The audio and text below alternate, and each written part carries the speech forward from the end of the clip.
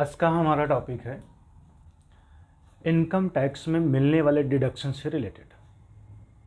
मतलब जब कोई पर्सन पैसा अर्न करता है तो वो पर्सन उस पर टैक्स देने से बचने के लिए कौन कौन से डिडक्शन ले सकता है। तो हमारी गवर्नमेंट ने बहुत से सारे डिडक्शन के बारे में बता रखा है कि अगर कोई पर्सन उन प्लेस पे कंट्रीब्यूट करता है जहाँ पे गवर्नमेंट ने बोल रखा हुआ है तो उसका डिडक्शन पाने का वह पर्सन राइट रखता है। तो वो डिडक्शन कौन से हैं? तो वो डिडक्शन है सेक्शन 80C से लेकर के 80U तक। 80C से 80U तक सेक्शन बताए गए हैं, जिसमें जैसा बोला गया है अगर वैसा आप करते हैं तो आप डिडक्शन के लिए एलिजिबल हो जाएंगे। अगर आप ऐसा नहीं करते हैं तो आप एलिजिबल नहीं होंगे। तो हम जो भी डिडक्शन को डिस्कस करेंगे वो डिडक्शन आपके एग्ज़ाम के पॉइंट ऑफ व्यू से अगर बात किया जाए तो बहुत ही इम्पोर्टेंट है, क्योंकि हर साल जो आपका पेपर होता है उसमें एक क्वेश्चन 100% यहाँ से होता है। यूपीपीसीएल अकाउंटेंट का अगर आप पेपर देते हैं तो 1 मार्क्स आपका 100% यहाँ से पूछता है। और कोई पर्सन ग्रेजुएशन की प्रिपरेशन कर रहा है या फिर और कुछ कर रहा है तो उसमें भी 80C से क्वेश्चन बनते हैं, मीन्स 80C से लेकर के 80U तक। तो ये डिडक्शन जो हैं सारी डिडक्शन की लिस्ट बनी है, लेकिन हम सभी डिडक्शन को एक साथ डिस्कस नहीं कर सकते हैं। इसलिए आज जिस सेक्शन के बारे में डिस्कस करेंगे वो है 80C। 80C की जब आप बात करेंगे तो सेक्शन 80C में कौन कौन से डिडक्शन मिलेंगे वो अभी आपको बताते हैं। पहले नाम लिख लेते हैं कौन कौन से सेक्शन में आपको डिडक्शन मिलेगा। सेक्शन 80C में मिलेगा, फिर सेक्शन 80CCC में मिलेगा, फिर आपको सेक्शन 80CCD में मिलेगा। ठीक है। अब चाहे 80C की बात करें, चाहे 80CCC की बात करें, चाहे 80CCD की बात करें, तीनों की लिमिट जो है वो तीनों में मैक्सिमम 1,50,000 का छूट आप ले सकते हैं। यहाँ से भी, यहाँ पर भी मैक्सिमम 1,50,000 तक ले सकते हैं और यहाँ से भी मैक्सिमम 1,50,000 तक की छूट ले सकते हैं। ठीक है। लेकिन इसकी छूट, इसकी छूट और इसकी छूट, तीनों का छूट मिला करके 1,50,000 से भी ज़्यादा नहीं होना चाहिए। तीनों का छूट मिला करके 1,50,000 से ज़्यादा नहीं होना चाहिए। ये आपको सेक्शन 80CCE में बताया गया। कहाँ पे बताया गया? सेक्शन 80CCE में। यहाँ पे बात किया गया एग्रीगेट डिडक्शन।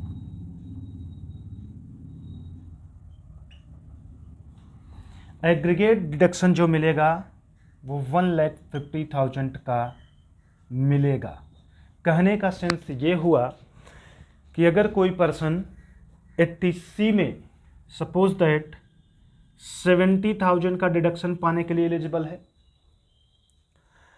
80C में 90,000 पाने के लिए एलिजिबल है और यहाँ पर एक भी रुपया पाने के लिए एलिजिबल नहीं है, तो 80C और 80CCC के अकॉर्डिंग 19,000 प्लस 17,000 अगर ऐड कर दें तो ये हो जाएगा 1,60,000। कितना हो जाएगा? 1,60,000 टोटल डिडक्शन बन रहा है।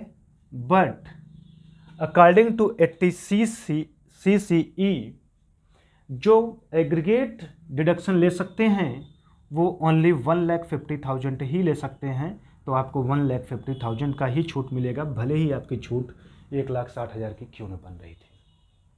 ठीक है, मतलब कहने का सेंस बस इतना है कि मान लीजिए कभी कभी ऐसा होता है कि कोई इसमें थोड़ा सा कर दिया है कंट्रीब्यूशन, कुछ इसमें कर लिया, कुछ इधर से कर लिया, तो तीनों का मिला करके वो कितना ले सकता है, 1,50,000। अब आप यहाँ भी 1,50,000 किए हैं, यहाँ भी 1,50,000 किए हैं, यहाँ भी 1,50,000 करें तो 4,50,000 का डिडक्शन नहीं पाएंगे, सिर्फ कितना पाएंगे, 1,50,000। तो आपके एग्जाम में एक क्वेश्चन ये भी बन सकता है, aggregate deduction under section 80 CCC is, amount नीचे दिया रहेगा, जो भी अमाउंट आपका सही होगा वो टिक करना होगा, तो सही अमाउंट क्या है, 1,50,000।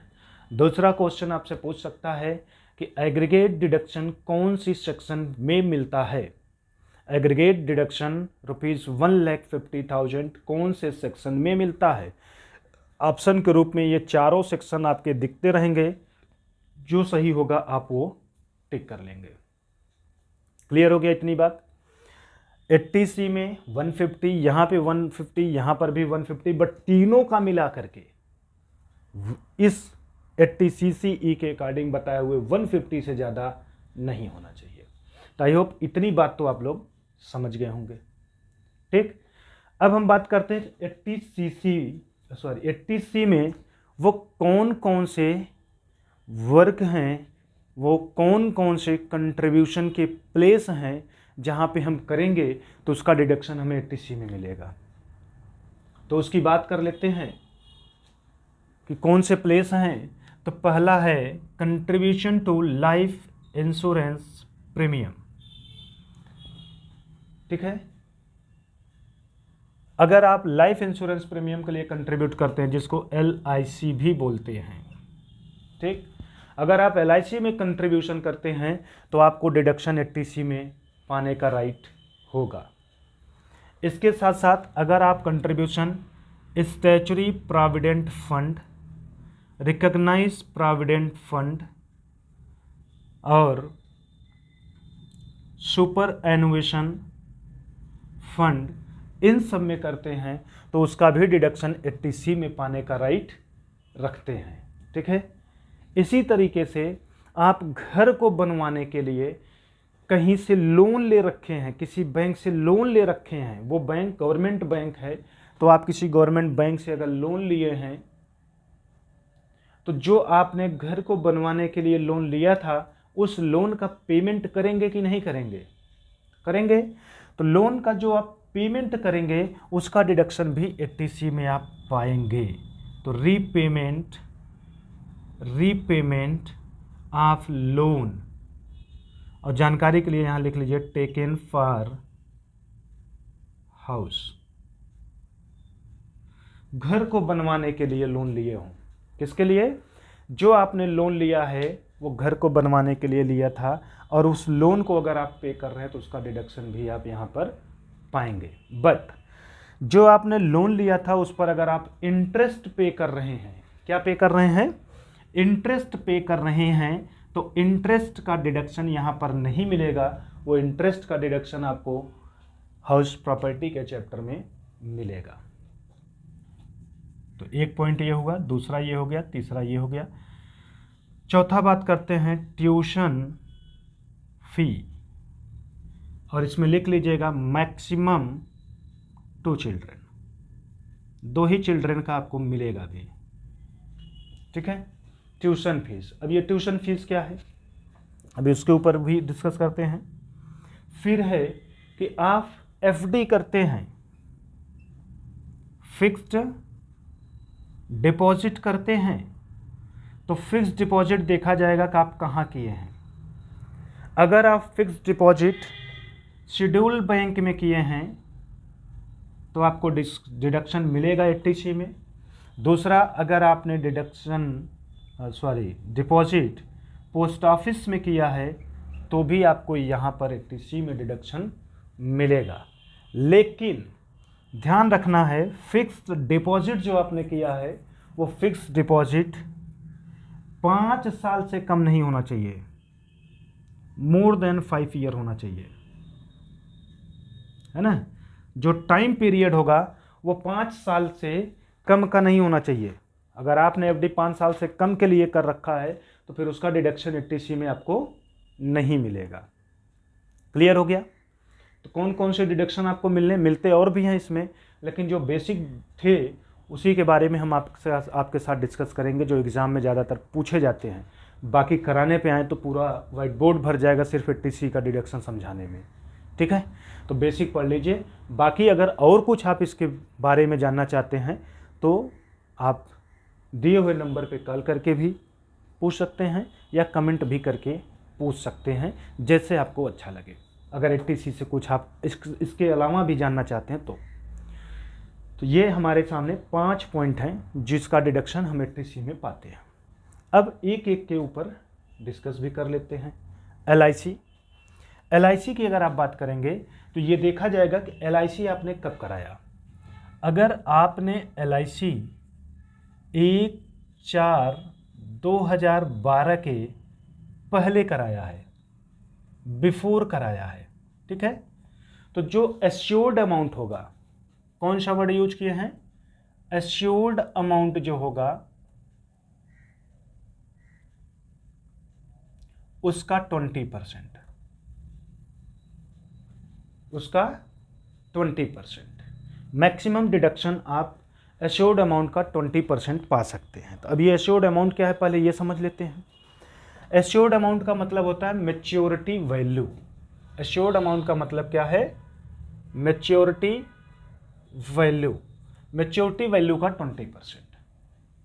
जैसे आपने LIC कराया, LIC की मैच्योरिटी वैल्यू 8 लाख है।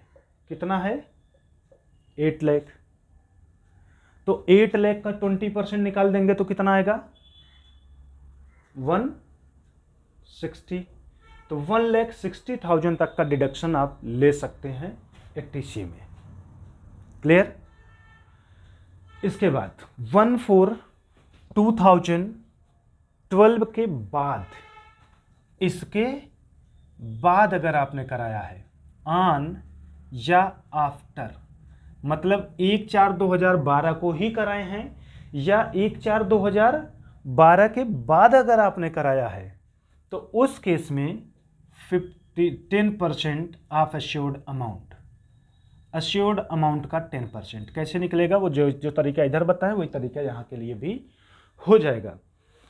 तो LIC की डेट मालूम हो गई, 1/4/2012 के पहले का है तो 20% एश्योर्ड अमाउंट का, और बाद का है तो 10%। ये भी आपका क्वेश्चन एग्जाम में बन सकता है कि if insurance premium taken before 1 April 2012 the deduction will be 20% of assured amount, 10% of assured amount, 15% of assured amount.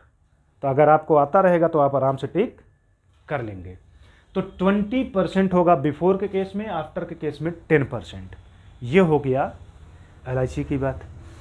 इसके साथ साथ अब बात कर लेते हैं कि जो पर्सन LIC कराता है, कभी कभी उसका जो भी चिल्ड्रेन है या जो स्पाउस है या जो डिपेंडेंट पर्सन है, डिपेंडेंट पर्सन का मतलब सिस्टर एंड ब्रदर, ठीक है, तो इसमें से कोई भी एक पर्सन डिसेबल हो, क्या हो, डिसेबल हो, डिसेबिलिटी हो, या किसी डिसीज से सफ़र कर रहा हो, कोई बीमारी उसको हुई हो, कोई डिसीज उसको हुई हो, तो उस बीमारी से अगर वो सफ़र कर रहा है तो उस केस में उसको 15% ऑफ एश्योर्ड अमाउंट का मिलेगा, एश्योर्ड अमाउंट का मिलेगा। बट शर्त ये है कि उसका इंश्योरेंस 1/4/2013 या 13 के बाद हुआ हो, ऑन या आफ्टर का हो, ठीक है। तो 15% डिसेबल पर्सन के केस में, या जिसकी डिसीज हो।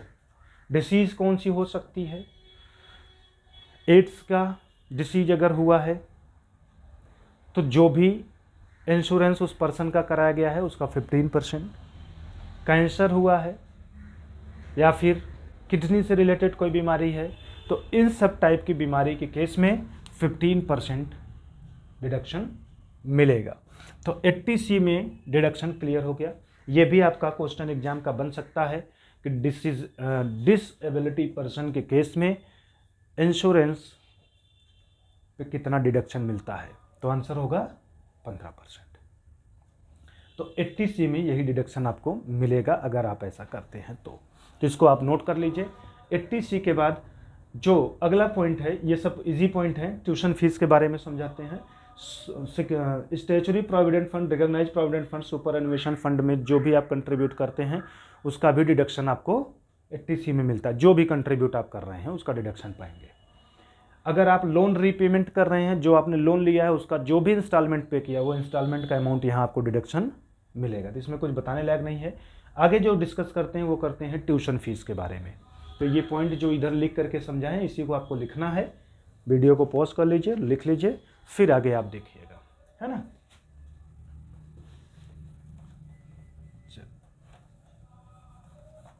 अब हम बात करते हैं किसकी, ट्यूशन फीस की। ध्यान रखिएगा, ट्यूशन फीस की जब आप बात करेंगे तो ट्यूशन फीस में डिडक्शन पाने की शर्त क्या है कि आपका जो बच्चा पढ़ता हो वो, ट्यूशन फीस की अब हम बात करते हैं, इसका भी एक्सप्लेनेशन यहीं ऊपर लिखते हैं, लेकिन समझ जाइएगा पॉइंट ट्यूशन फीस की ही बात हो रही है। जो भी आपका बच्चा पढ़ता हो, किसी स्कूल में हो, यूनिवर्सिटी में हो, ऐसी जगहों पे अगर पढ़ता है, ट्यूशन नहीं लिया जाएगा। ध्यान रखिएगा, कोचिंग इंस्टीट्यूशंस को नहीं लिया जाएगा।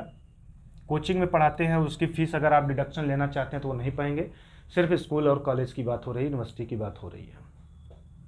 वहाँ पे अगर आपका बच्चा पढ़ता है तो आपको जो डिडक्शन पाने का राइट 80C में होगा। बट ध्यान रखिएगा, जब आप फीस जमा करते हैं ना तो फीस रिसीप्ट जो आपको मिलती है उसमें आप देखेंगे तो बहुत सारे लिस्ट लिखे होते हैं, जैसे ट्यूशन फीस 2000, बिल्डिंग फीस 5000, बस का फीस 6000 और भी एक्सेट्रा ऐसे करके लिखा है। टोटल लिखा है 25,000।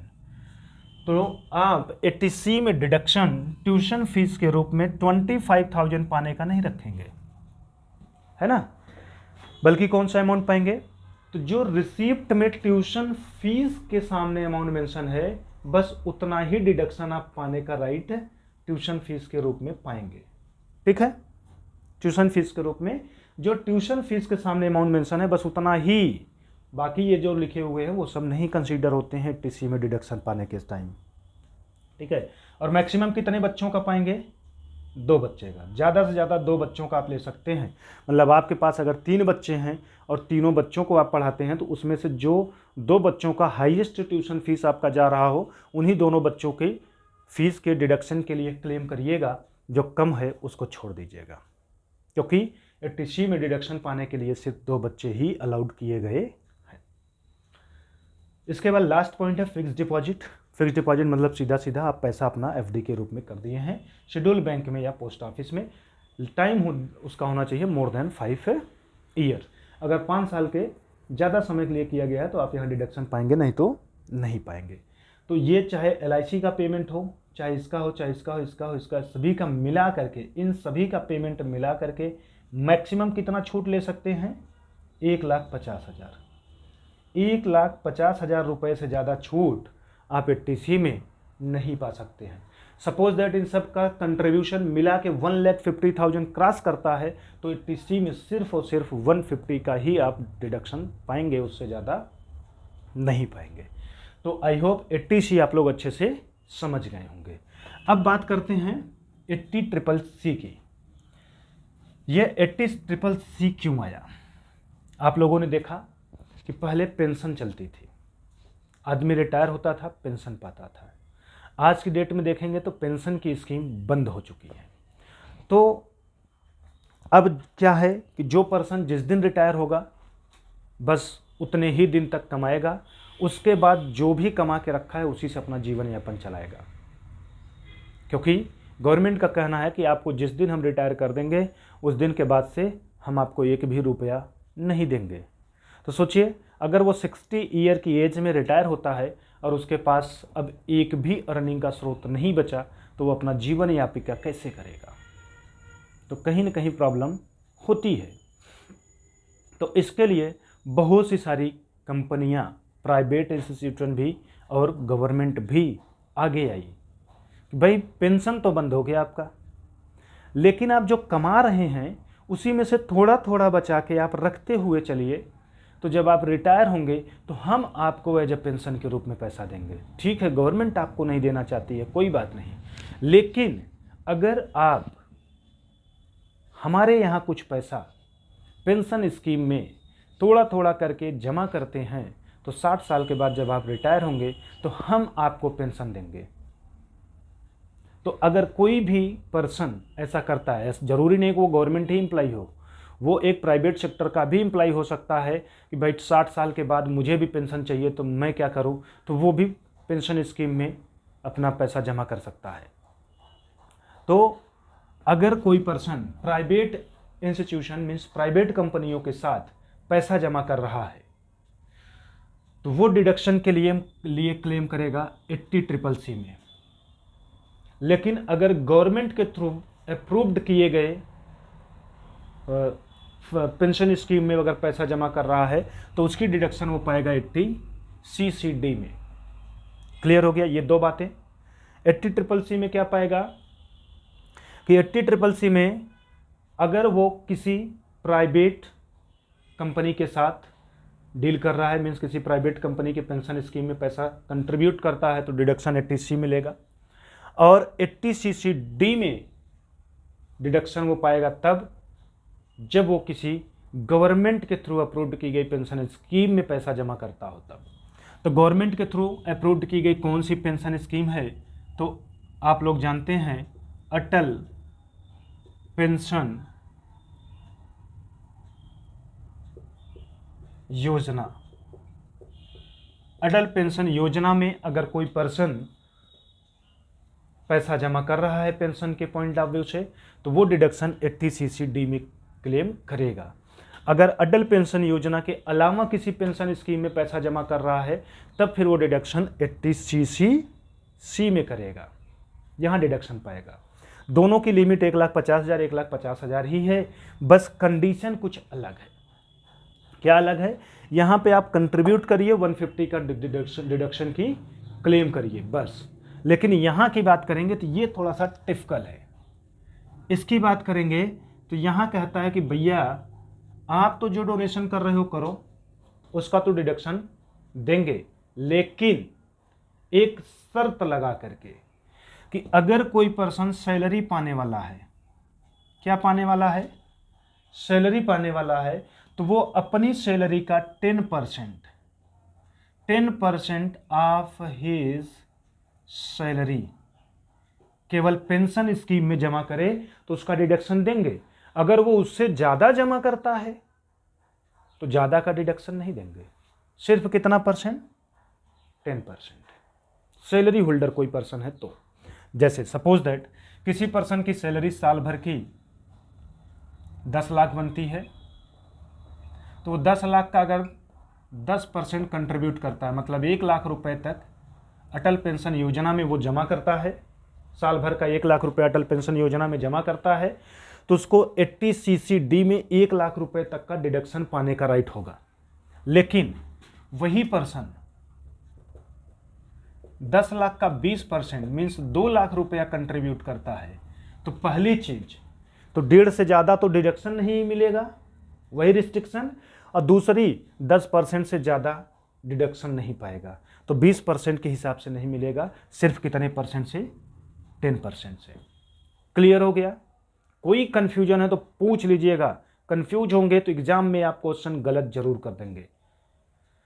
ठीक है, तो 10% ऑफ हिज सैलरी का डिडक्शन उसको मिलेगा अगर वो सैलरी पाता है। तो सैलरी के अलावा अदर केस में, जैसे जो बिजनेसमैन है, भाई बिजनेसमैन को तो कोई सैलरी देता नहीं, अपना व्यवसाय करता है, कमाता है, तो उसके केस में बोला गया कि आप पूरे साल भर में जितना पैसा कमाएंगे उसका ग्रास टोटल इनकम का 20%। ग्रास टोटल इनकम का 20% अगर वो कंट्रीब्यूट करता है अटल पेंशन योजना में तो उसका डिडक्शन OTCCD में मांग सकता है, लेकिन 20% से ज़्यादा अगर करता है तो फिर उसे भी डिडक्शन नहीं मिलेगा अगर वो अटल पेंशन योजना में कर रहा है तो। सिर्फ 20% के ऊपर का जो भी डोनेशन होगा, जो भी कंट्रीब्यूशन होगा, वो नहीं मिलेगा डिडक्शन के रूप में। क्लियर हो गया। अब ग्रास टोटल इनकम क्या होता है, तो कोई अदर केस है तो ग्रास टोटल इनकम में उसका क्या क्या आ सकता है, हाउस प्रॉपर्टी से भी इनकम हो सकती है, बिजनेस प्रोफेशन से भी हो सकता है, कैपिटल गेन से भी हो सकता है, अदर इनकम से भी हो सकता है। इन चारों हेड की इनकम को जोड़ेंगे तो उसकी ग्रास टोटल इनकम आएगी, उसका 20%। क्लियर हो गया। सिर्फ बिजनेसमैन है तो ऐसा नहीं केवल बिजनेस के हेड का, सिर्फ बिजनेस का नहीं, चारों हेड का जोड़ करके ग्रास टोटल इनकम निकलेगा, उसका 20% अगर वो कंट्रीब्यूट कर रहा है तो 80CCD में डिडक्शन पाने का राइट रखेगा। क्लियर। अगली बात करते हैं, जो सैलरी होल्डर पर्सन है, अब वो हो सकता है कि गवर्नमेंट हो या अदर केस का भी हो, मतलब वो गवर्नमेंट हो सकता है या नॉन गवर्नमेंट हो सकता है। गवर्नमेंट होगा तो सेंट्रल गवर्नमेंट भी हो सकता है, स्टेट गवर्नमेंट भी हो सकता है कि नहीं।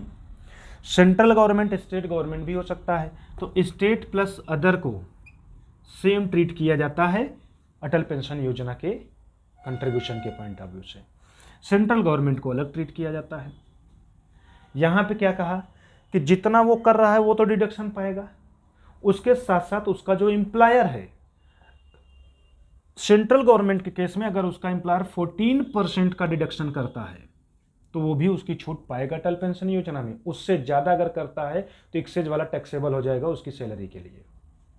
ठीक है। स्टेट गवर्नमेंट का एम्प्लॉई है या अदर केस का एम्प्लॉई है तो 10%, यहाँ 14% और यहाँ 10% उसकी सैलरी का है ना, ये भी जानते रहिएगा, सैलरी का ही 10% हो इतना।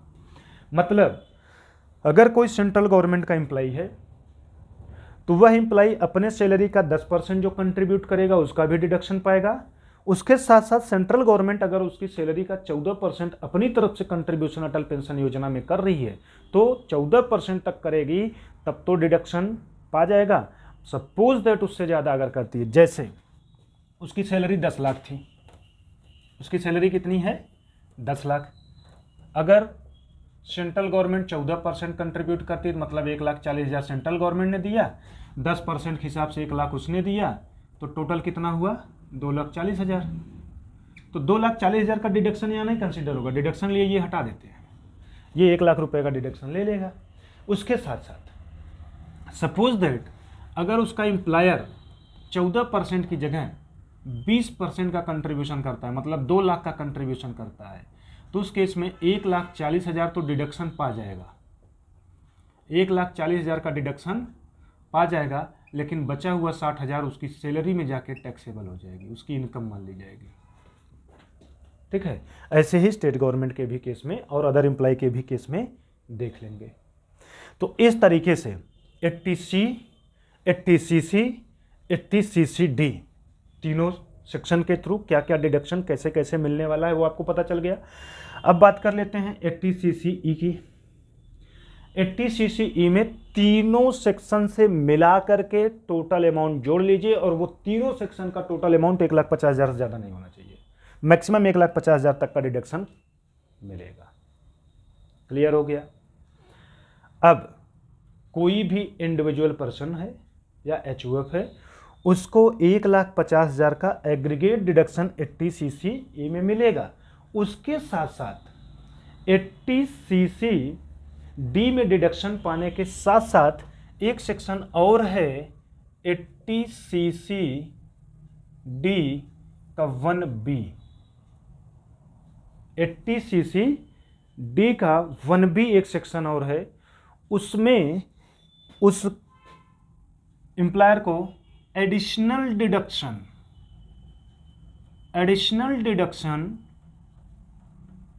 50,000 रुपीज़ का मिलता है। बहुत इंपॉर्टेंट पॉइंट है, एग्जाम के पॉइंट ऑफ व्यू से बहुत इंपॉर्टेंट, ये एग्जाम में पूछा जाता है। कि एडिशनल डिडक्शन 80cc D1B के अकॉर्डिंग मैक्सिमम कितना मिलता है, तो कितना है 50,000। या फिर 50,000 का एडिशनल डिडक्शन किस सेक्शन में मिलता है, तो 80cc D का 1B में। ठीक है, तो इस तरीके से आप ये कह सकते, और ध्यान रखिएगा ये 80cc D1B में जो 50,000 का एडिशनल डिडक्शन मिलता है ये 1,50,000 के अलावा मिलता है, ऐसा नहीं कि ये इसमें कंसीडर किया जाएगा। ठीक है, क्लियर।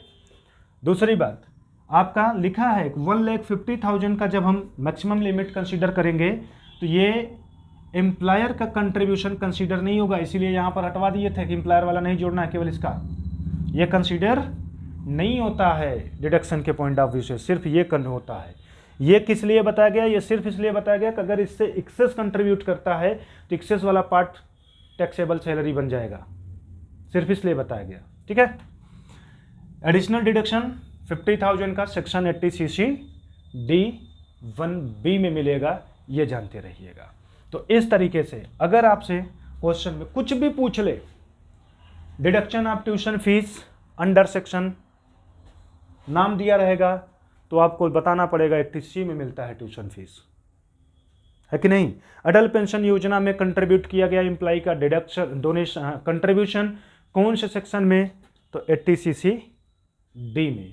तो ये पॉइंट आप जानते रहिएगा। क्वेश्चन बनने का चांस एडिशनल डिडक्शन से, क्वेश्चन बनने का चांस अटल पेंशन योजना से, और क्वेश्चन बनने का चांस एग्रीगेट डिडक्शन से, मैक्सिमम एग्रीगेट डिडक्शन से क्वेश्चन बनने का चांस अटल पेंशन योजना में प्राइवेट एम्प्लॉय के थ्रू, एक बिजनेसमैन के थ्रू कंट्रीब्यूट किए गए कंट्रीब्यूशन पर कितना डिडक्शन, रेट मेंशन होगा 20%, 10%, 15%, तो मैक्सिमम 20%, है कि नहीं। तो आई होप आप लोग अच्छे से सेक्शन 80C के बारे में सीख गए होंगे। फिर भी कहीं कुछ भी आपको कंफ्यूज कर रहा है तो बेशक आप कमेंट बॉक्स में आकर के पूछ सकते हैं। इसके बाद जो हम कंटिन्यू करने वाले हैं वो है हमारा सेक्शन 80D। कौन सा सेक्शन अब डिस्कस करेंगे, 80D, डी से डॉक्टर। ठीक है, तो डॉक्टर के पास दवा लेते हैं ना, तो वो कुल मिलाकर के 80D में हम बीमारियों से रिलेटेड बात करेंगे। तो अभी इसको नोट करिए, फिर हम बात करते हैं सेक्शन 80D में क्या डिडक्शन मिलेगा और कैसे डिडक्शन मिलेगा उसके बारे में।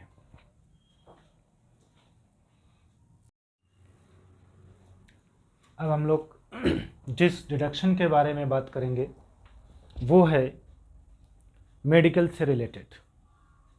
जैसे हम अपने हेल्थ के लिए इंश्योरेंस कराते हैं तो हेल्थ इंश्योरेंस बोलते हैं। उसका जो भी पेमेंट हम करते हैं उसकी डिडक्शन हम मांगते हैं, तो उसका डिडक्शन कहाँ पाएंगे उसके बारे में अभी बताते हैं।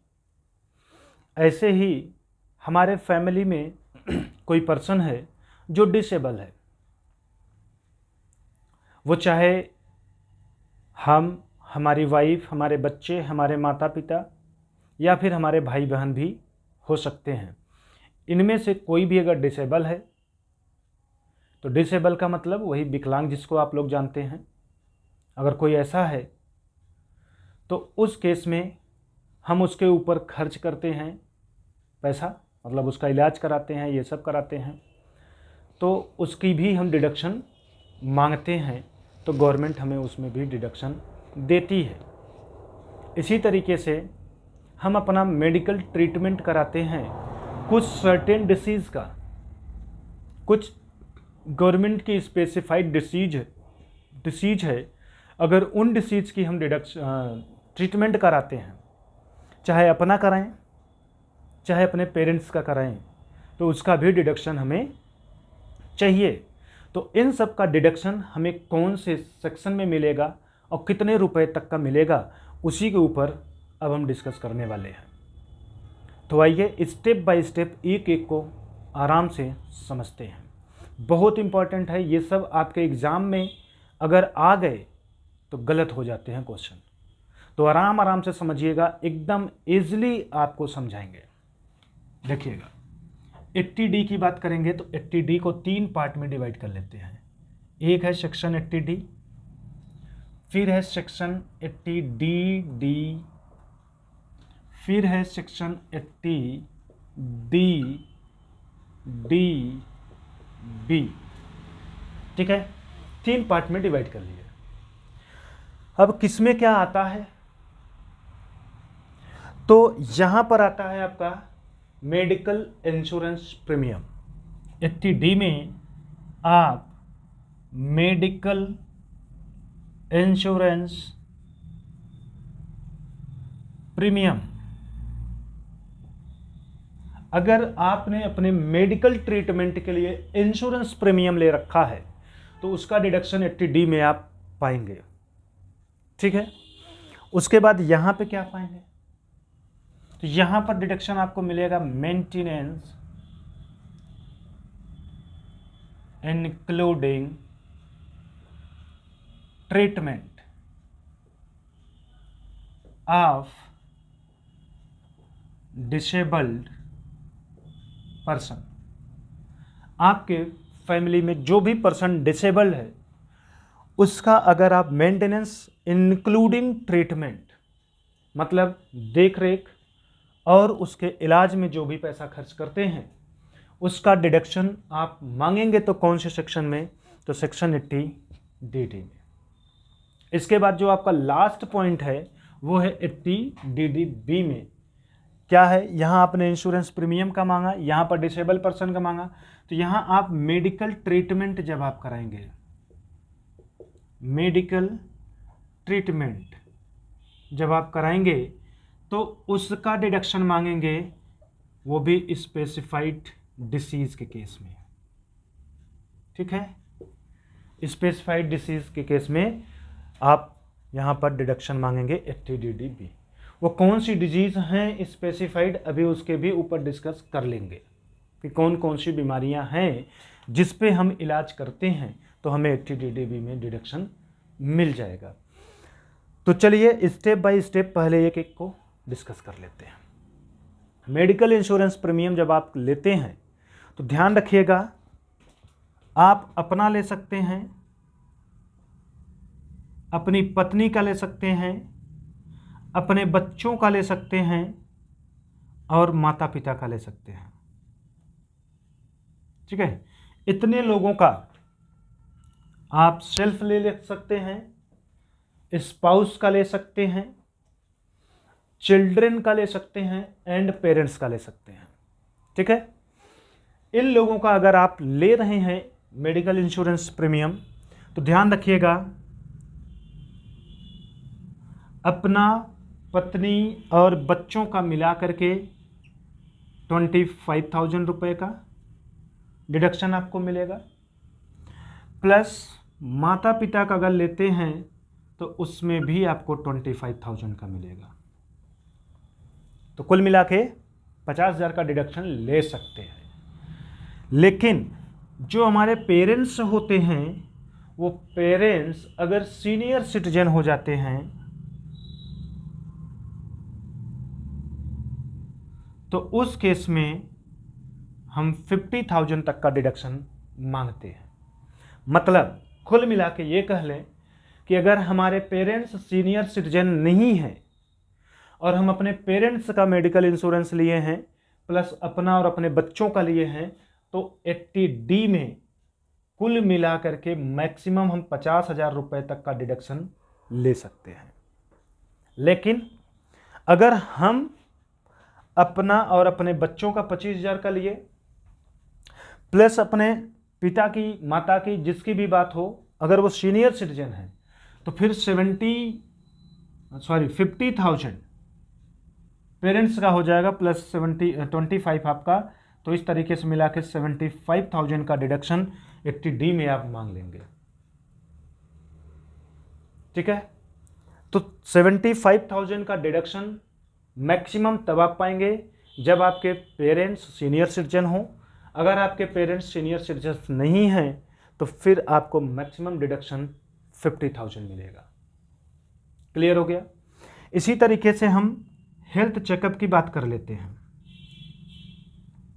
हेल्थ चेकअप की ध्यान रखिएगा, जो आप मेडिकल इंश्योरेंस प्रीमियम पे करेंगे वो कैश में नहीं होना चाहिए। अगर आप कैश पेमेंट कर देंगे तो आप डिडक्शन के लिए क्लेम नहीं करेंगे। अदर देन कैश हो सकता है, कैश के अलावा आप और कोई मीडियम से पे करें तो कुल मिला के ऐसे कह लीजिए कि आप बैंक से पेमेंट किए हों चेक के थ्रू। ठीक है, अब बात करते हैं हेल्थ चेकअप पे। अगर आप अपना हेल्थ चेकअप कराते हैं रूटीन बेस पे तो उस केस में आपको 5,000 रुपये का डिडक्शन मिलेगा। कितने का? 5,000 के लिए। और इसके लिए ज़रूरी नहीं है कि आप बैंक से ही करें, कैश और चेक दोनों ही मीडियम से आप पेमेंट करते हैं तो भी आप 5,000 का रूटीन चेकअप के लिए एलिजिबल हो जाएंगे। लेकिन ध्यान रखिएगा ये एडिशनल 5,000 नहीं है, इंक्लूडिंग दिस लिमिट या इंक्लूडिंग दिस लिमिट। ठीक है, या maximum limit of the section 80D की ये इंक्लूडिंग अमाउंट है। मतलब 80D में जो आपको मैक्सिमम डिडक्शन मिलने वाला है उसमें आपको 5,000 का डिडक्शन पाने की परमिशन है, बट हेल्थ चेकअप का हो। और वो हेल्थ चेकअप कैसा होना चाहिए? रूटीन बेसिस पे। जैसे कभी आप चलते रहते हैं, आपको शुगर का चेकअप कराना हो गया या अपना बीपी का चेकअप कराना हो गया या और कोई चेकअप आपको कराना पड़ गया। जैसे अभी डेंगू खूब चला था तो लोग अपना चेकअप करा रहे थे CBC जा करके, कोई SGPT SGOT जो भी करा रहे थे, ये सब आपका रूटीन चेकअप पे आता है। उसकी अगर आप जांच कराते हैं तो 5,000 रुपये तक का डिडक्शन आप 80D में मांग सकते हैं, बट एडिशनल 5,000 नहीं, बल्कि इंक्लूडिंग 50,000 या 75 जो भी लिमिट आपकी बनेगी उसमें। ठीक है, एक सबसे इंपॉर्टेंट जो पॉइंट है वो ये है कि जो रूटीन चेकअप है वो रूटीन चेकअप का डिडक्शन हिंदू अनडिवाइडेड फैमिली को एलिजिबल नहीं है, जबकि ये है।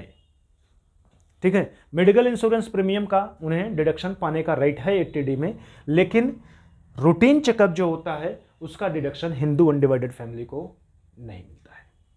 तो ये आपका एग्जाम का क्वेश्चन बन सकता है कि routine checkup allowed, routine checkup is not allowed to, और ऑप्शन में हिंदू अनडिवाइडेड फैमिली भी होगा और इंडिविजुअल भी होगा, दोनों होगा, नन ऑफ दिस भी होगा। जो भी ऑप्शन रहेगा, ऑप्शन में केवल आपको देखना है कि HUF दिया है कि नहीं, दिया है तो वही होगा।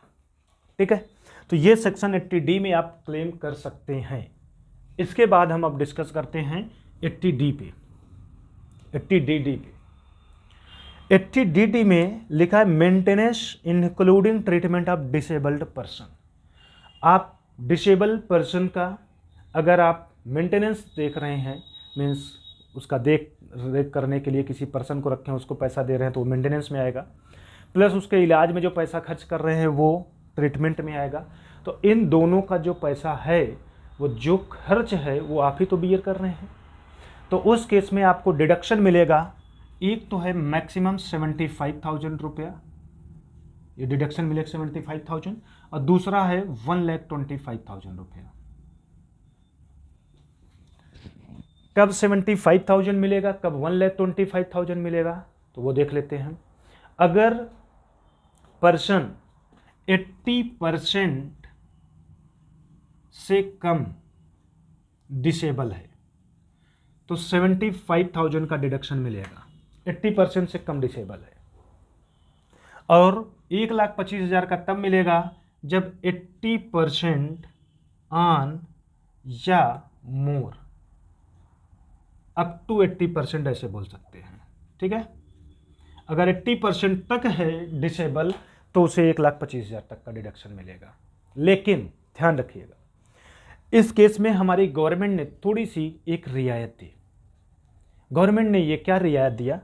गवर्नमेंट ने कहा भैया जिसके भी घर में डिसेबल पर्सन है वो डिसेबल पर्सन के ऊपर चाहे मेंटेनेंस चाहे ट्रीटमेंट का पैसा खर्च करे या ना करे, हम उससे कभी भी प्रूफ नहीं मांगेंगे कि आप उस डिसेबल पर्सन के ऊपर पैसा खर्च करते हैं कि नहीं करते हैं। वो खर्च करे और चाहे ना करे,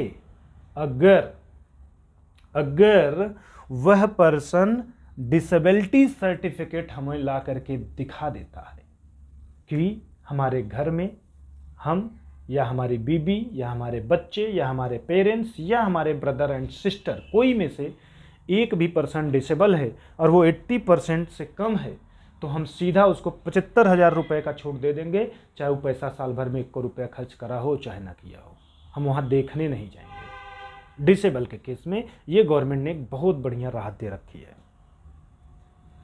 दूसरा, गवर्नमेंट ने कहा भैया अगर 80% या 80% से ज़्यादा वो डिसेबल होता है तो हम सीधा 1,25,000 रुपये की छूट दे देंगे, हम देखेंगे नहीं कि इलाज उसका कराया जा रहा है कि नहीं कराया जा रहा है।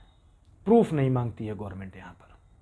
फ्लैट डिडक्शन आपको सीधा मिलता है। फ्लैट डिडक्शन 75,000 का दे देगी तब जब आपकी डिसेबिलिटी 80% से कम हो। 80% से ज़्यादा होने पे 1,25,000 रुपये का डिडक्शन दे दिया जाएगा। क्लियर हो गया दोनों पॉइंट? कहीं कोई कन्फ्यूजन? कोई भी कन्फ्यूजन नहीं।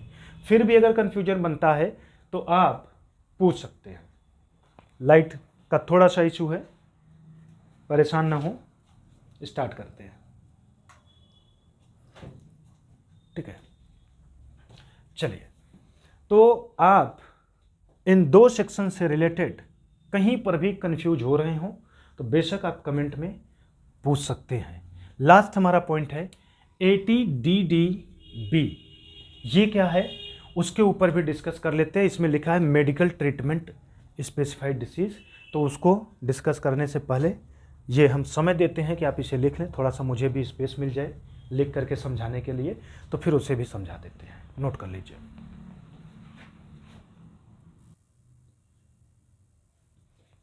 अब लास्ट सेक्शन देख लेते हैं 80DDB में क्या है। 80DDB में है कि अगर स्पेसिफाइड डिजीज़ के बारे में गवर्नमेंट जो भी बताई है, जो भी स्पेसिफाइड डिजीज़ हैं, अगर उसके ऊपर आप मेडिकल ट्रीटमेंट कराते हैं तो कितना डिडक्शन पा सकते हैं। ठीक है, तो उसके लिए आप अपना या अपने बच्चों का इलाज कराते हैं तो उस केस में एक्चुअल अमाउंट पेड, जो भी आपने पे किया है वो, दूसरा maximum limit 40,000 which ever is less, जो भी इसमें से कम होगा वही आपको डिडक्शन के लिए अलाउ होगा। ये कब होगा? जब आप अपना या अपने बच्चों का या अपने पेरेंट्स का ट्रीटमेंट कराए हों तब। दूसरा, अगर आपका पेरेंट्स सीनियर सिटीजन है तो उस केस में क्या होगा? तो सीनियर सिटीजन के केस में एक्चुअल अमाउंट पेड और जो मैक्सिमम लिमिट वहाँ 40,000 की थी वो लिमिट यहाँ बढ़ करके 1 लाख हो जाता है, अगर आप अपने पेरेंट्स का ट्रीटमेंट कराते हैं और आपके पेरेंट्स सीनियर सिटीजन निकलते हैं तो कुल मिलाकर के सेक्शन 80DDB में आप जो भी स्पेसिफाइड बीमारी है उसके ऊपर ट्रीटमेंट कराते हैं तो पहला है एक्चुअल अमाउंट पेड जो भी करते हैं और मैक्सिमम लिमिट 40,000, इन दोनों में से जो कम हो, और दूसरा सीनियर सिटीजन के केस में है कि एक्चुअल अमाउंट पेड और मैक्सिमम लिमिट 1 लाख, इन दोनों में से जो कम हो वो डिडक्शन आपको मिलेगा।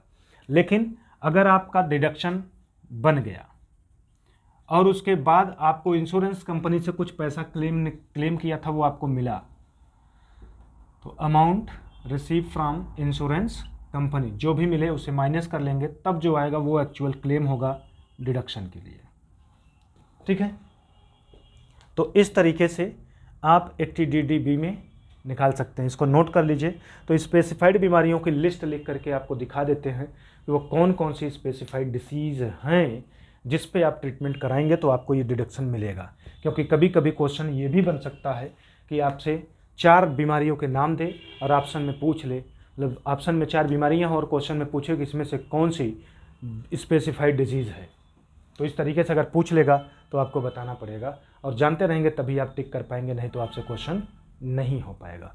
तो इतना नोट करिए। तो वो स्पेसिफाइड डिसीज भी लिख देते हैं जिसे आप नोट कर लें और उसके बारे में जानते रहें।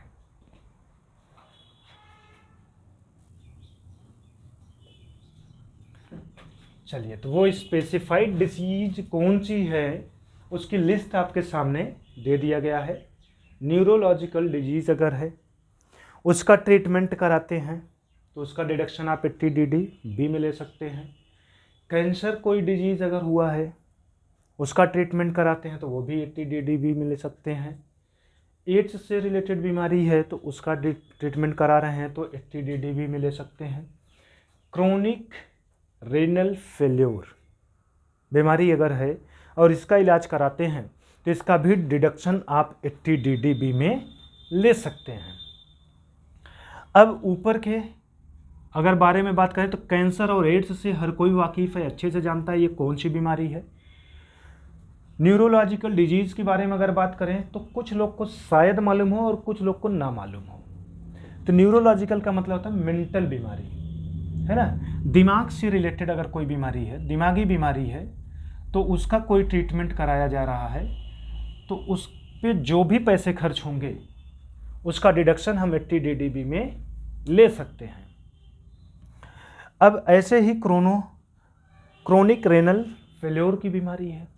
अब ये तो एकदम नया बीमारी का नाम है। तो क्या बीमारी है ये?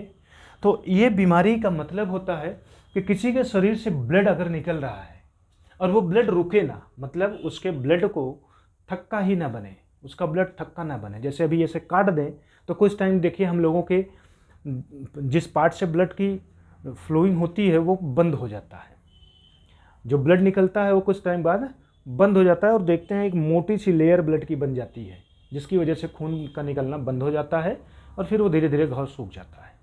लेकिन कुछ लोगों को ऐसी बीमारी होती है कि उनका एक बार अगर कट जाए तो फिर ब्लड का निकलना ही नहीं बंद होता है।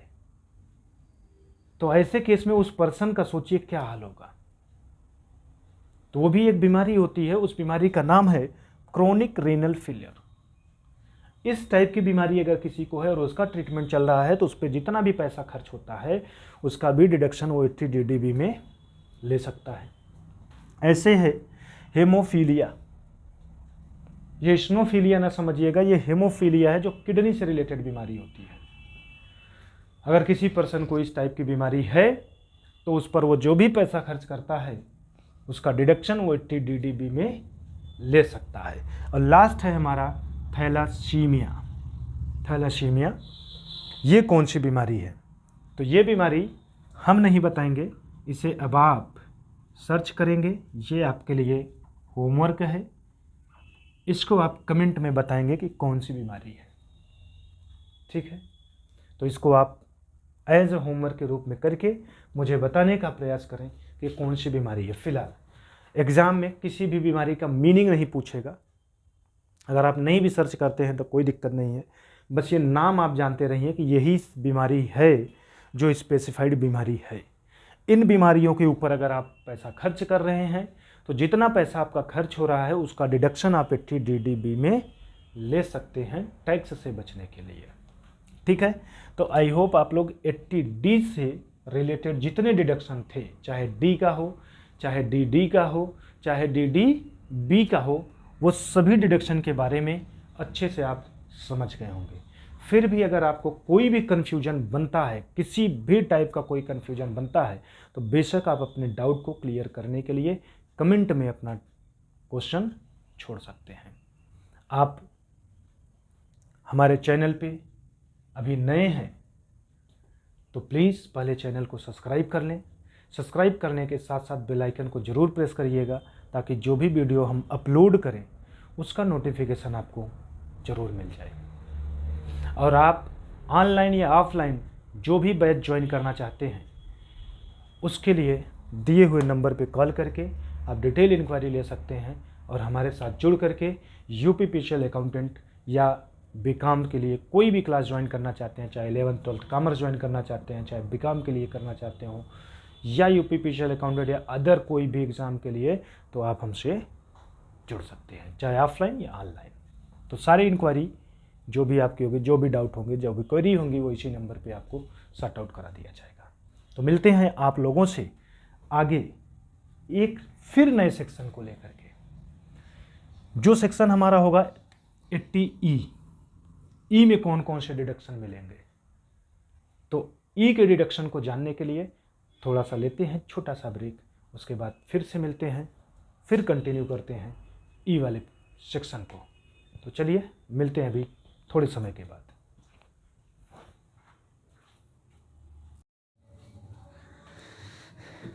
चलिए, आज आप लोगों के बीच में जिस टॉपिक को लेकर के आए हैं वो है डिडक्शन से रिलेटेड। इसके पिछले लेक्चर में आप लोगों को 2 डिडक्शन के बारे में बताया गया, मीन्स आप 2 सेक्शन के बारे में पढ़ चुके हैं। उन दोनों सेक्शन में आप कौन कौन सी डिडक्शन पा सकते हैं, इसके लिए उन दोनों ही सेक्शन के डिडक्शन का जो क्लास बना है, जो वीडियो बना, उसका लिंक डिस्क्रिप्शन में दिया गया है। अगर आप नहीं देखे हैं तो देख लीजिएगा। वो दोनों सेक्शन कौन से हैं? तो सेक्शन 80C और 80D, ये 2 डिडक्शन आपको बता दिए गए हैं। आज हम लोग जो बात करेंगे वो 80E के बारे में बात करेंगे। कौन से सेक्शन की? डिडक्शन अंडर सेक्शन 80E की बात करेंगे। तो अगर हम 80E की बात करें तो इसको हम पहले 4 पार्ट में डिवाइड करेंगे। वो कौन कौन से 4 पार्ट हैं? तो पहला पार्ट होगा हमारा 80E, दूसरा होगा 80EE, तीसरा होगा 80EEA, और जो हमारा लास्ट होगा वो होगा 80EEB। ये 4 पार्ट में डिवाइड है आपका 80E। ठीक है, किसमें क्या पढ़ना है उसके ऊपर आज डिस्कस करेंगे। चाहे ई की बात करें, चाहे डबल ई की बात करें, चाहे डबल ई ए की बात करें, चाहे डबल ई बी की बात करें, चारों ही केस में इंटरेस्ट की बात किया जाएगा। मतलब जो आपको डिडक्शन मिलेगा वो इंटरेस्ट का डिडक्शन मिलेगा। मतलब आप अगर लोन लिए हैं तो उस लोन पे जो इंटरेस्ट पे कर रहे हैं उस इंटरेस्ट का डिडक्शन ले सकते हैं इन सेक्शन के अकॉर्डिंग। तो लोन किस किस पर्पस के लिए लिया गया? तो अगर आप पढ़ाई करने के लिए लोन लिए हैं तो उस पे जितना आप इंटरेस्ट पे करते हैं उसका डिडक्शन आप ले सकते हैं 80E में। कहाँ पे? 80E में। मतलब अगर आपने एजुकेशन लोन लिया है, एजुकेशन लोन अगर आपने लिया है और उस एजुकेशन लोन पे जितना आप इंटरेस्ट पे करते हैं उस इंटरेस्ट का डिडक्शन ले सकते हैं 80E में। क्लियर? अब एक बात और क्लियर कर लेते हैं कि आपने लोन लिया है तो कौन सा? तो नाम पता चला एजुकेशन लोन। लेकिन ध्यान रखिएगा, पढ़ाई से रिलेटेड अगर आप लोन लिए हैं तो इनकम टैक्स में उस पढ़ाई को भी डिफाइन किया गया कि कौन सी पढ़ाई के लिए। तो आफ्टर 12th एजुकेशन जो लोन होगा वो कौन सी पढ़ाई करने के लिए होगा? तो आफ्टर 12th की जितनी भी एजुकेशन है उस एजुकेशन के लिए अगर आप लोन लिए हैं तो हम एजुकेशन लोन कंसीडर करेंगे और उसका डिडक्शन, उस पर जो इंटरेस्ट पे करेंगे उस इंटरेस्ट का डिडक्शन 80E में हम पाएंगे। तो 12th के बाद जैसे आप ग्रेजुएशन कर रहे हैं या कोई डिप्लोमा डिग्री ले रहे हैं तो उन सब की पढ़ाई के लिए अगर लोन लिए हैं तो उस पर। यह बात क्लियर हो गया। अब अगला पॉइंट बात करते हैं कि आप कितने रुपए तक डिडक्शन ले सकते हैं। मतलब मैक्सिमम लिमिट क्या है डिडक्शन की? तो यहाँ लिमिट की कोई बात नहीं किया है। आप जो भी लोन लिए हैं उस पर जितना भी इंटरेस्ट बनता है आप उसे अगर पे किए हैं तो उसका डिडक्शन 80E में पाएंगे, जितना इंटरेस्ट आपका था। और कितने साल तक पे कर सकते हैं, ये सब क्वेश्चन बनेंगे। ठीक है, कितने साल तक पे कर सकते हैं? तो जिस ईयर में आपने लोन लिया उस ईयर में इंटरेस्ट तो पे करेंगे ही करेंगे, प्लस उसके आगे के 7 साल में भी अगर आप पे किए हैं तो उसका भी डिडक्शन आप पा सकते हैं। कुल कहने का सेंस ये हुआ कि टोटल 8 साल तक आप इंटरेस्ट का डिडक्शन ले सकते हैं। इन केस आप 8 साल में लोन का पेमेंट नहीं करते हैं लोन कंटिन्यू करते हैं और उस पे इंटरेस्ट पे करते हैं तो 8वें साल के बाद जो आप इंटरेस्ट पे करेंगे फिर उसका डिडक्शन आपको 80 में नहीं मिलेगा। फिर आप एजुकेशन लोन पे जो इंटरेस्ट पे करेंगे उसका डिडक्शन नहीं पाएंगे। एजुकेशन लोन पे डिडक्शन सिर्फ और सिर्फ 8 साल तक आप मैक्सिमम ले सकते हैं। क्लियर हो गया? तो 8 ईयर तक आप इंटरेस्ट का डिडक्शन ले सकते हैं। तो ये हुआ आपका कंप्लीट कॉन्सेप्ट एजुकेशन लोन से रिलेटेड, जो कि 80E है। ऐसे ही हमारे आगे 80EE, 80EA, 80EB, अभी 3 पॉइंट और दिखाई दे रहे हैं। उसमें कौन कौन से इंटरेस्ट के डिडक्शन पाएंगे, मीन्स किस टाइप का लोन अगर हम लिए रहेंगे तो उस पर हम इंटरेस्ट अगर दे रहे हैं तो डिडक्शन पाएंगे। तो आप सभी लोग ये जानते हैं कि हर किसी पर्सन को घर की ज़रूरत पड़ती है अपने लाइफ में। आप सभी लोग हमसे पढ़ रहे हैं, एक समय के बाद भले ही क्यों ना आपके पास घर हो, फिर भी आप सोचेंगे कि एक बढ़िया मकान शहर में बनवा लेते हैं, अगर गांव से बिलोंग करते हैं तो। और शहर का पर्सन है तो कोई दूसरे मकान को बनाने के बारे में बात करेगा, और जिसके पास बिल्कुल नहीं है वो तो 100% बात करेगा मकान खरीदने का, चाहे जैसे भी। क्लियर? तो हाउस प्रॉपर्टी लिया जाएगा किस पर्पस के लिए? तो ध्यान रखिएगा, यहाँ पर हाउस लोन की बात हो रही है। कौन सी लोन की बात किया जाएगा? House loan. और हाउस लोन के लिए दोनों सेक्शन बात करते हैं, ध्यान में रखिए, ये दोनों सेक्शन हाउस लोन पे बात करते हैं। बट जो हाउस खरीदने के लिए आप लोन ले रहे हैं वो हाउस कमर्शियल पर्पस के लिए नहीं होना चाहिए। वो हाउस किस पर्पस के लिए होना चाहिए?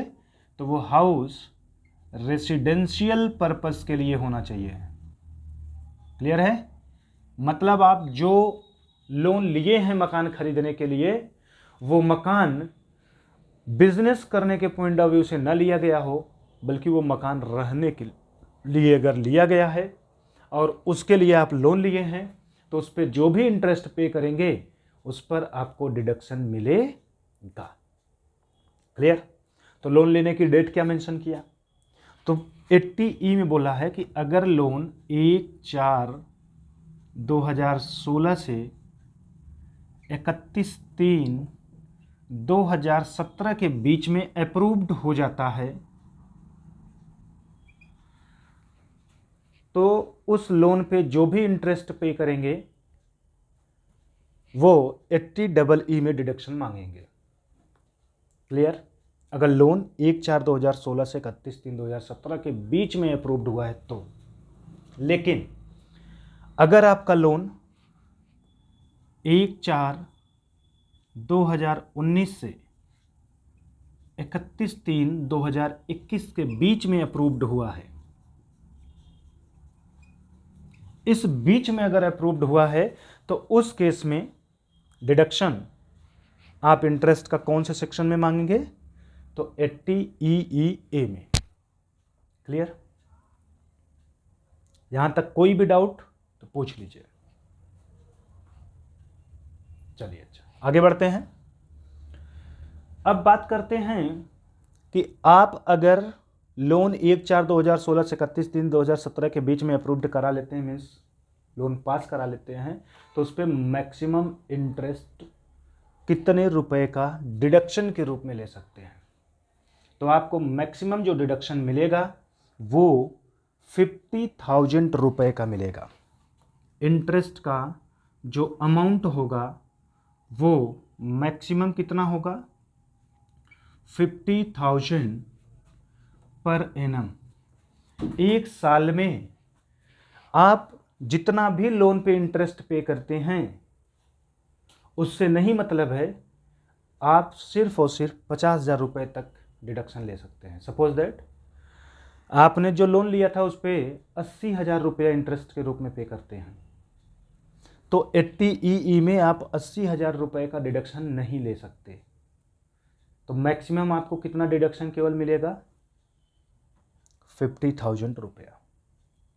एक बात क्लियर हो गया। दूसरा,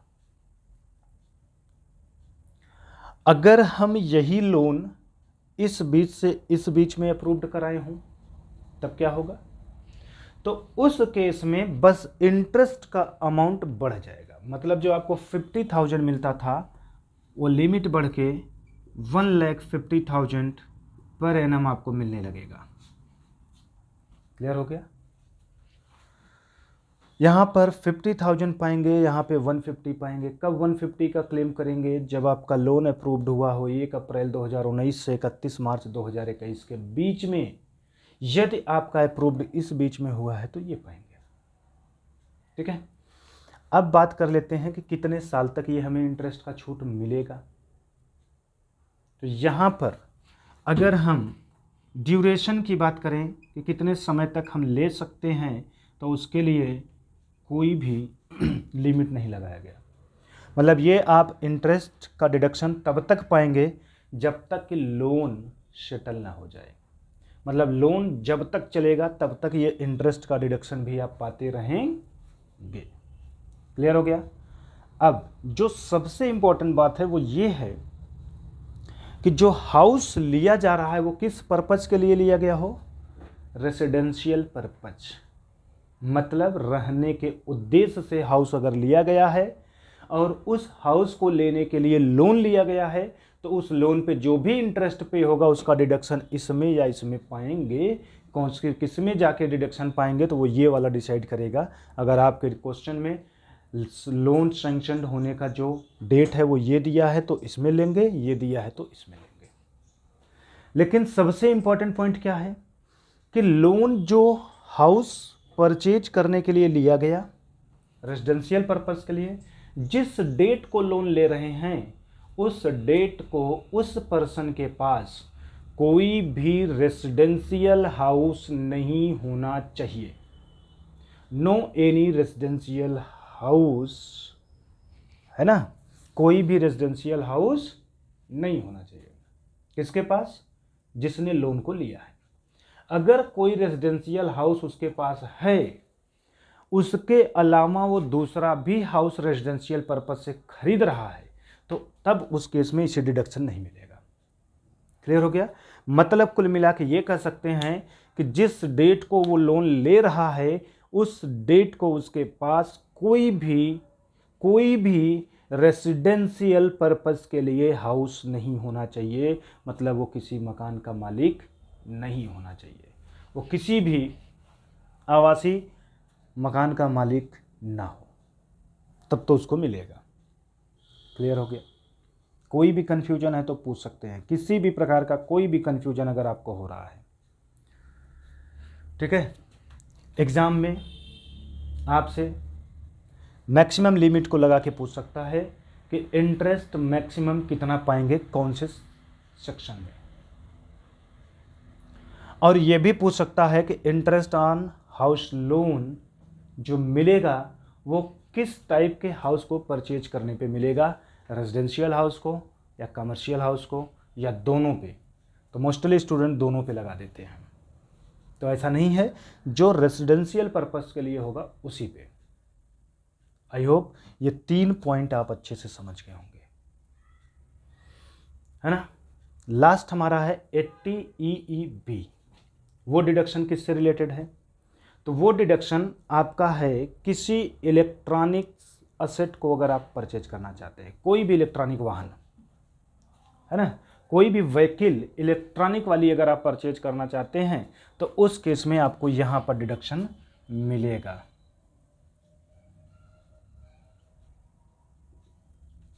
ठीक, इलेक्ट्रिक व्हीकल के केस पे आपको डिडक्शन 80 EE में मिलेगा। और मैक्सिमम ध्यान रखिए, वहां पे लोन कब अप्रूव्ड हो रहा है इससे मतलब नहीं है ना कि होगा।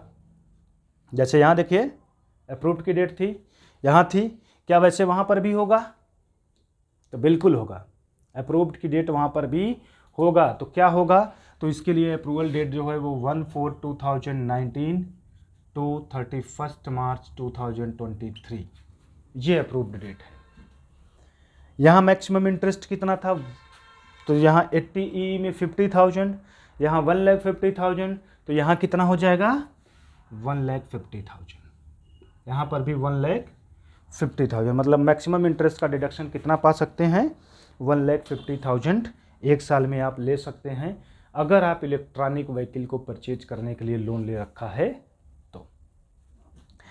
जैसे एजुकेशन लोन के केस में ड्यूरेशन पीरियड मेंशन था कि कितने साल तक ले सकते हैं, और उसके बाद के जब देखें तो नहीं है ड्यूरेशन के केस में डायरेक्ट बोला है कि जब तक लोन चलेगा तब तक इंटरेस्ट का डिडक्शन भी चलेगा, जब लोन शॉर्ट आउट हो जाएगा तो इंटरेस्ट का डिडक्शन भी खत्म हो जाएगा।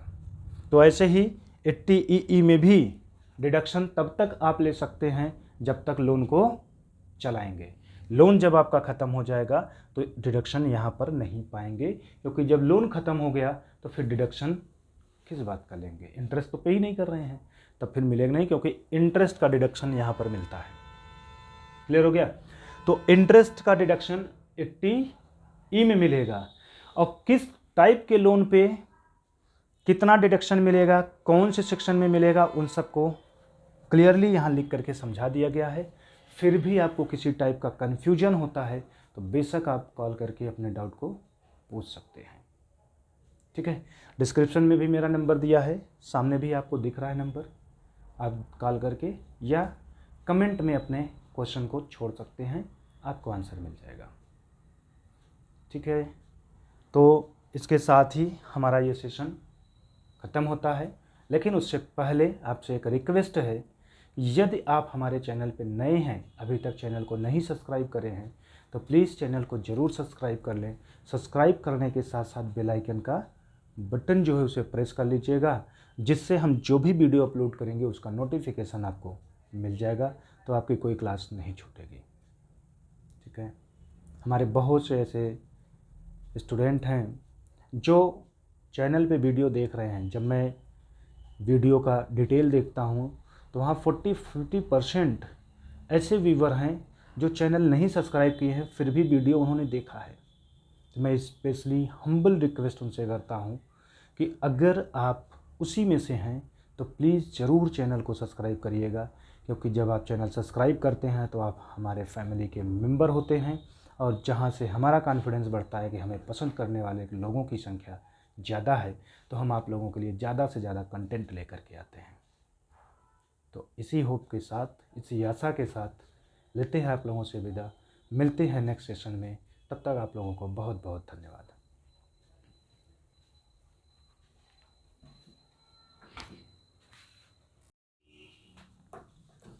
तो आज जो आप लोग का पॉइंट है, टॉपिक जो है वो है डिडक्शन से रिलेटेड। डिडक्शन इनकम टैक्स में हर स्टूडेंट को परेशान करता है, जिसमें से सबसे ज़्यादा कंफ्यूज करने वाला जो डिडक्शन है वो है 80G का। 80G का डिडक्शन किससे रिलेटेड है? तो 80G का डिडक्शन डोनेशन से रिलेटेड है। कहने का सेंस, अगर आप डोनेशन करते हैं तो आपको डिडक्शन मिलेगा 80G में। अब 80G में जब आप डिडक्शन मांगेंगे तो उसमें ये देखा जाएगा कि आपका डोनेशन कैसा है। मतलब एक तरीके से ये कह लीजिए कि 80G में डोनेशन की कैटेगरी बना दिया। डोनेशन की क्या बना दिया? कैटेगरी बना दिया, जिसमें एक कैटेगरी है कि जितना भी डोनेशन करेंगे वो पूरा का पूरा डिडक्टेबल होगा, पूरा का पूरा डिडक्शन पाएंगे। और दूसरा है कि जितना डोनेशन करेंगे उस पर लिमिट लगेगी। मतलब एक डोनेशन है नो लिमिट की और दूसरा है क्वालिफाइंग लिमिट की, मीन्स इसकी लिमिट लगा हुआ है।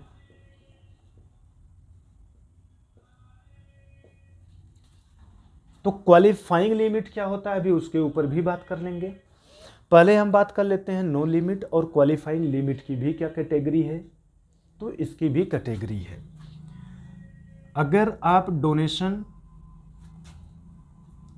करते हैं नो लिमिट पे तो उसमें भी 100% का डिडक्शन मिलेगा और 50% का डिडक्शन मिलेगा।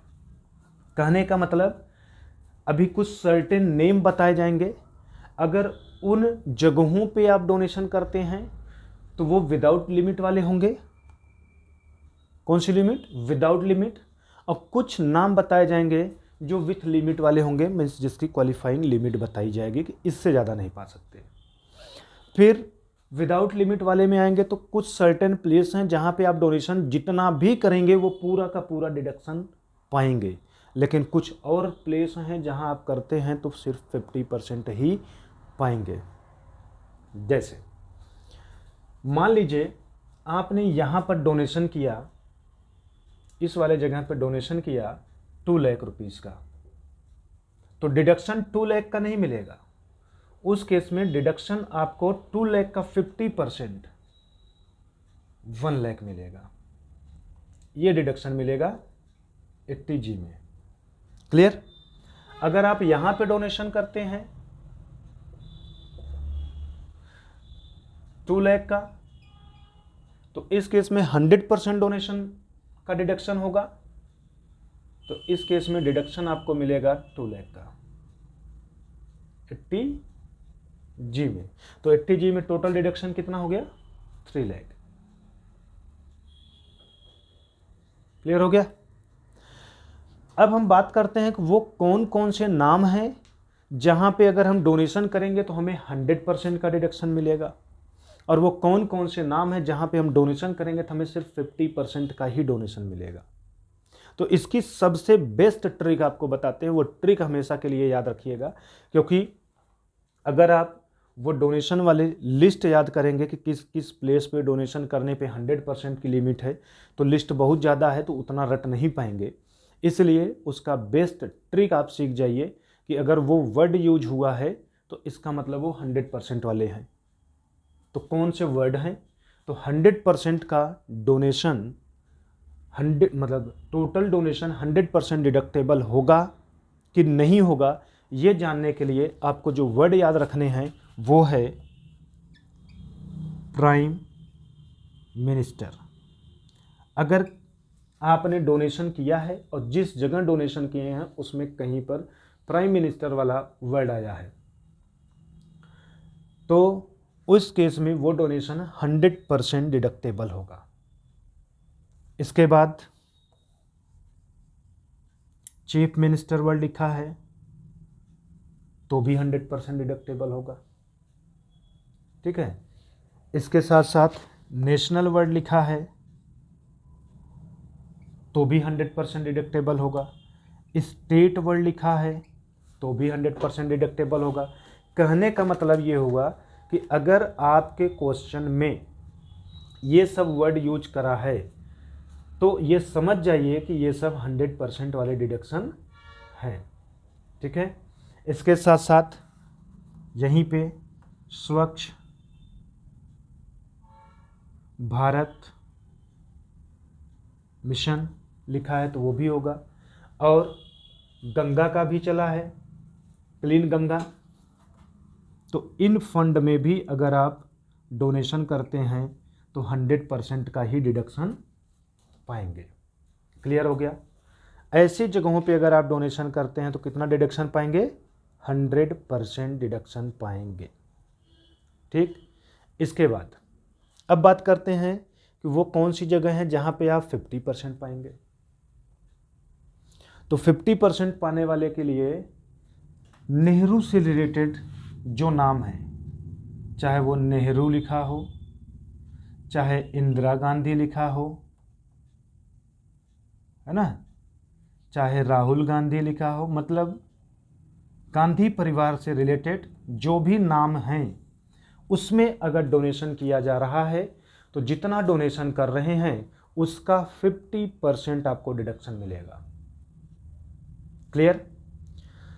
ध्यान रखिएगा, ये नाम अगर आपके मिल रहे हैं लिस्ट में तो समझ जाइए वो 50% ही एलिजिबल होगा, और इधर का नाम अगर मिल रहा है तो समझ जाइए 100% होगा। नेशनल, स्टेट, और नेशनल से प्राइम मिनिस्टर, स्टेट से चीफ मिनिस्टर, ये नाम अगर मिल रहे हैं तो 100% वाले, और ये तो दो अभी नए नए जुड़े हैं जो फाइनेंशियल ईयर 2014 टू 15 से एलिजिबल हुआ है। बाकी ये सब अगर मिल रहा है तो आपका 50% वाले हैं। अब जो सबसे ज़्यादा एक डिस्प्यूट क्रिएट करने वाला है वो क्या है, तो वो है prime minister draft relief fund. Prime minister draft relief fund. बस यही एक ऐसा डोनेशन का प्लेस है जहां पे देखिए प्राइम मिनिस्टर वर्ड लगा है, प्राइम मिनिस्टर वर्ड लगा है। देखिए डोनेशन का प्लेस क्या है, ड्रॉट रिलीफ फंड, सूखा ग्रस्त फंड है ये, ठीक है। वहां पर डोनेशन दिया गया तो उसका पूरा नाम है prime minister drought relief fund.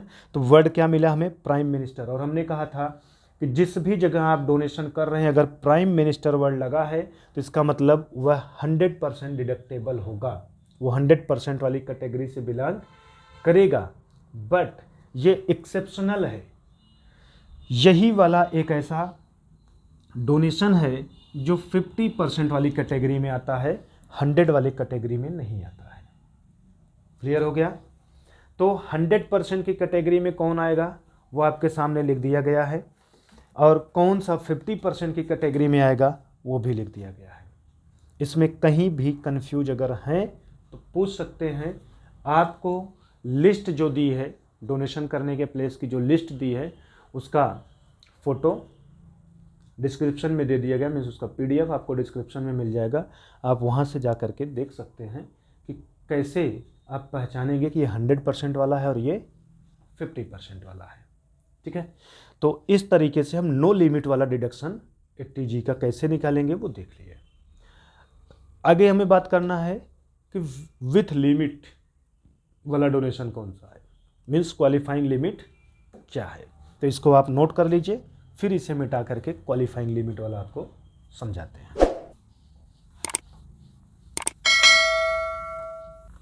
Video को पॉज करके आप पहले नोट कर लीजिएगा, फिर उसके बाद आगे पढ़िएगा, ठीक है। देखिए अब हम बात करते हैं क्वालिफाइंग लिमिट की। क्वालिफाइंग लिमिट में जब आप आएंगे तो यहाँ पर भी कुछ डोनेशन ऐसे हैं जहाँ 100% होगा डिडक्टेबल और कुछ 50%। ये कौन कौन से प्लेस होंगे तो ध्यान रखिएगा। अगर डोनेशन फैमिली प्लानिंग को प्रमोट करने के लिए किया गया है, मतलब आपने ऐसी जगह पे डोनेशन किया है जहाँ पर फैमिली प्लानिंग को प्रमोट किया जाता है, तो फिर वो 100% डिडक्टेबल होगा। ध्यान रखना है आपको। आप जिस भी जगह पर डोनेशन करें वो डोनेशन फैमिली प्लानिंग प्रमोशन में इन्वॉल्व हो, मतलब जिस भी ऑर्गेनाइजेशन या जिस भी जगह पर आप डोनेट किए हैं वो फैमिली प्लानिंग से हो। दूसरा स्पोर्ट्स से रिलेटेड हो, जो डोनेशन आपने किया वो स्पोर्ट्स से रिलेटेड हो। अगर ऐसी जगह पे आप डोनेशन देते हैं तो जितना भी डोनेशन देते हैं उसका 100% आप डिडक्शन ले सकते हैं 80G में, लेकिन इसका लिमिट लगा हुआ है, इस लिमिट से ज़्यादा नहीं। जैसे आपने यहाँ पर 2 लाख का डोनेशन दिया तो ये पूरा का पूरा 100% डिडक्टेबल है, तो डिडक्शन आपको पूरा 2 लाख का मिलेगा। डिडक्शन कितने का मिलेगा, 2 लाख का। अब आप 50% वाला कब पाएंगे, तो फैमिली प्लानिंग प्रमोशन के अलावा कोई अदर पर्पज अगर है उस इंस्टीट्यूशन का और वहाँ डोनेशन करते हैं तो उस केस में 50% पाएंगे। Other than family planning promotion purpose अगर नहीं है तो उस केस में 50% का डोनेशन का 50% डिडक्शन पाएंगे। इसके साथ साथ डोनेशन अगर आप किसी कम्युनिटी को करते हैं तो भी डिडक्शन आपको 50% मिलेगा। किसी स्पेशल कम्युनिटी को करते हैं तो भी आपको कितना परसेंट मिलेगा? 50% ही डिडक्शन मिलेगा। और वो कम्युनिटी किससे रिलेटेड हो? माइनॉरिटी कम्युनिटी हो। ठीक है। इसके साथ साथ आप लोग देखे हैं कि बहुत से लोग जाते हैं मंदिरों में दान देते हैं, तो क्या मंदिर में जो दान देंगे उसका डिडक्शन भी वो पाएंगे? तो बिल्कुल, मंदिर में अगर आप डोनेशन करते हैं तो आपको डिडक्शन मिलेगा, बट जितना आप डोनेशन किए रहेंगे उसका सिर्फ 50%। मतलब अगर आप 2 लाख रुपया डोनेशन करेंगे तो आपको 2 लाख का नहीं मिलेगा, सिर्फ 1 लाख का डिडक्शन मिलेगा। तो मंदिरों में आप डोनेशन जब करते हैं तब, माइनॉरिटी कम्युनिटी में करते हैं तब भी, या फिर फैमिली प्रमोशन में कोई इन्वॉल्व नहीं है, किसी और प्रमोशन में इन्वॉल्व है, तो वहाँ पे आप डोनेशन देते हैं तो भी 50% ही पाते हैं। अब बात बनता है कि अगर हम मंदिरों में दान देते हैं, गुरुद्वारे में देते हैं, चर्च में देते हैं, तो उसका 50% पाएंगे, तो क्या हम अपने घर के बगल वाले भी मंदिर में जाकर डोनेशन दे दें तो उसका भी पाएंगे? तो ऐसा नहीं है। Notified by the government, government जिस मंदिर, जिस ट्रस्ट, चर्च, गुरुद्वारा, जिसको जिसको नोटिफाई किया है बस उसमें डोनेशन देंगे तो आपको डिडक्शन मिलेगा, अन्यथा किसी दूसरी जगह पे डोनेशन दे देंगे तो डिडक्शन आपको नहीं मिल पाएगा। तो नोटिफाइड जो टेम्पल्स हैं, चर्च हैं, उन सब जगहों पे अगर आप डोनेशन देते हैं तो आपको डिडक्शन मिलेगा, है ना। अब ध्यान दीजिएगा, सपोज दैट 3 लाख का डोनेशन आपने दिया तो उसका 50% ही मिलेगा, तो 150 मिलेगा। तो इस तरीके से 50% वाली लिमिट की तरफ से डोनेशन जितना आपने किया था उसका 1,50,000 डिडक्शन पाएंगे, और प्लस इधर से 2 लाख, तो दोनों जोड़ देंगे तो कितना बन जाएगा? 3,50,000।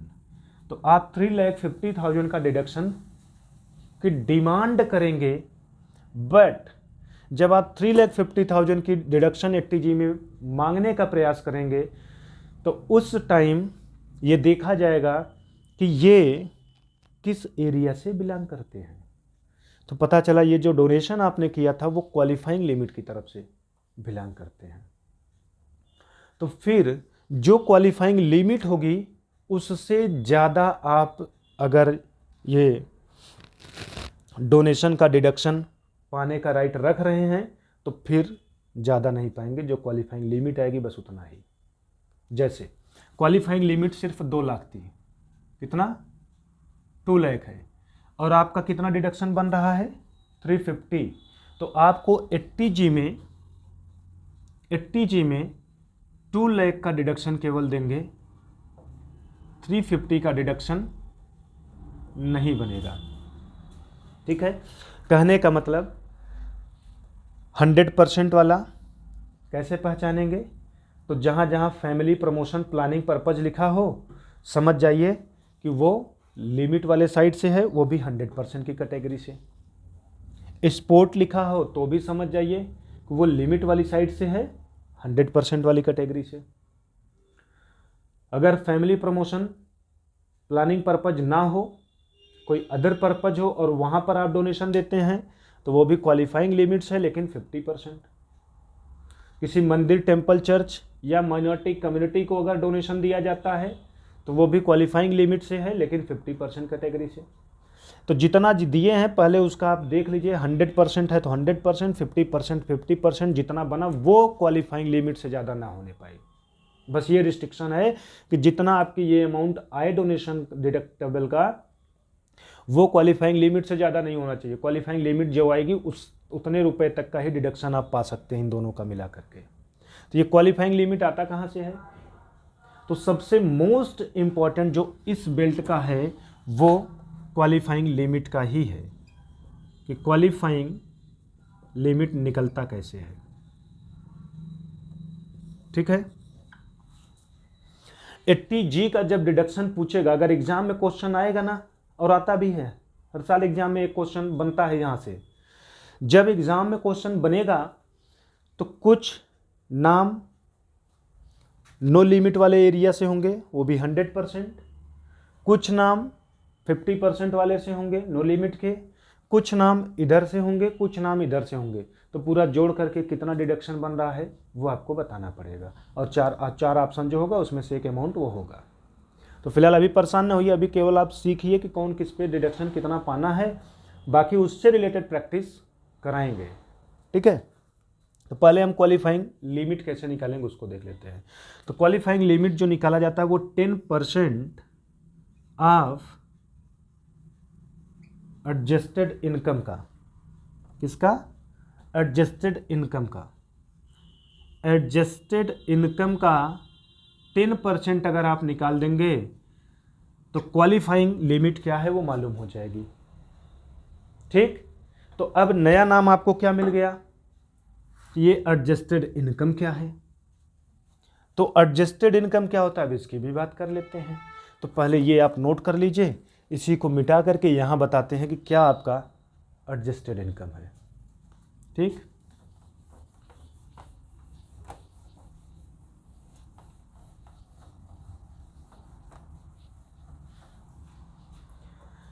एडजस्टेड इनकम निकालने के लिए पहले आपके जो 5 हेड के इनकम है, जो 5 हेड आपके है इनकम टैक्स के, उन सभी 5 हेड्स के इनकम को जोड़ दीजिए।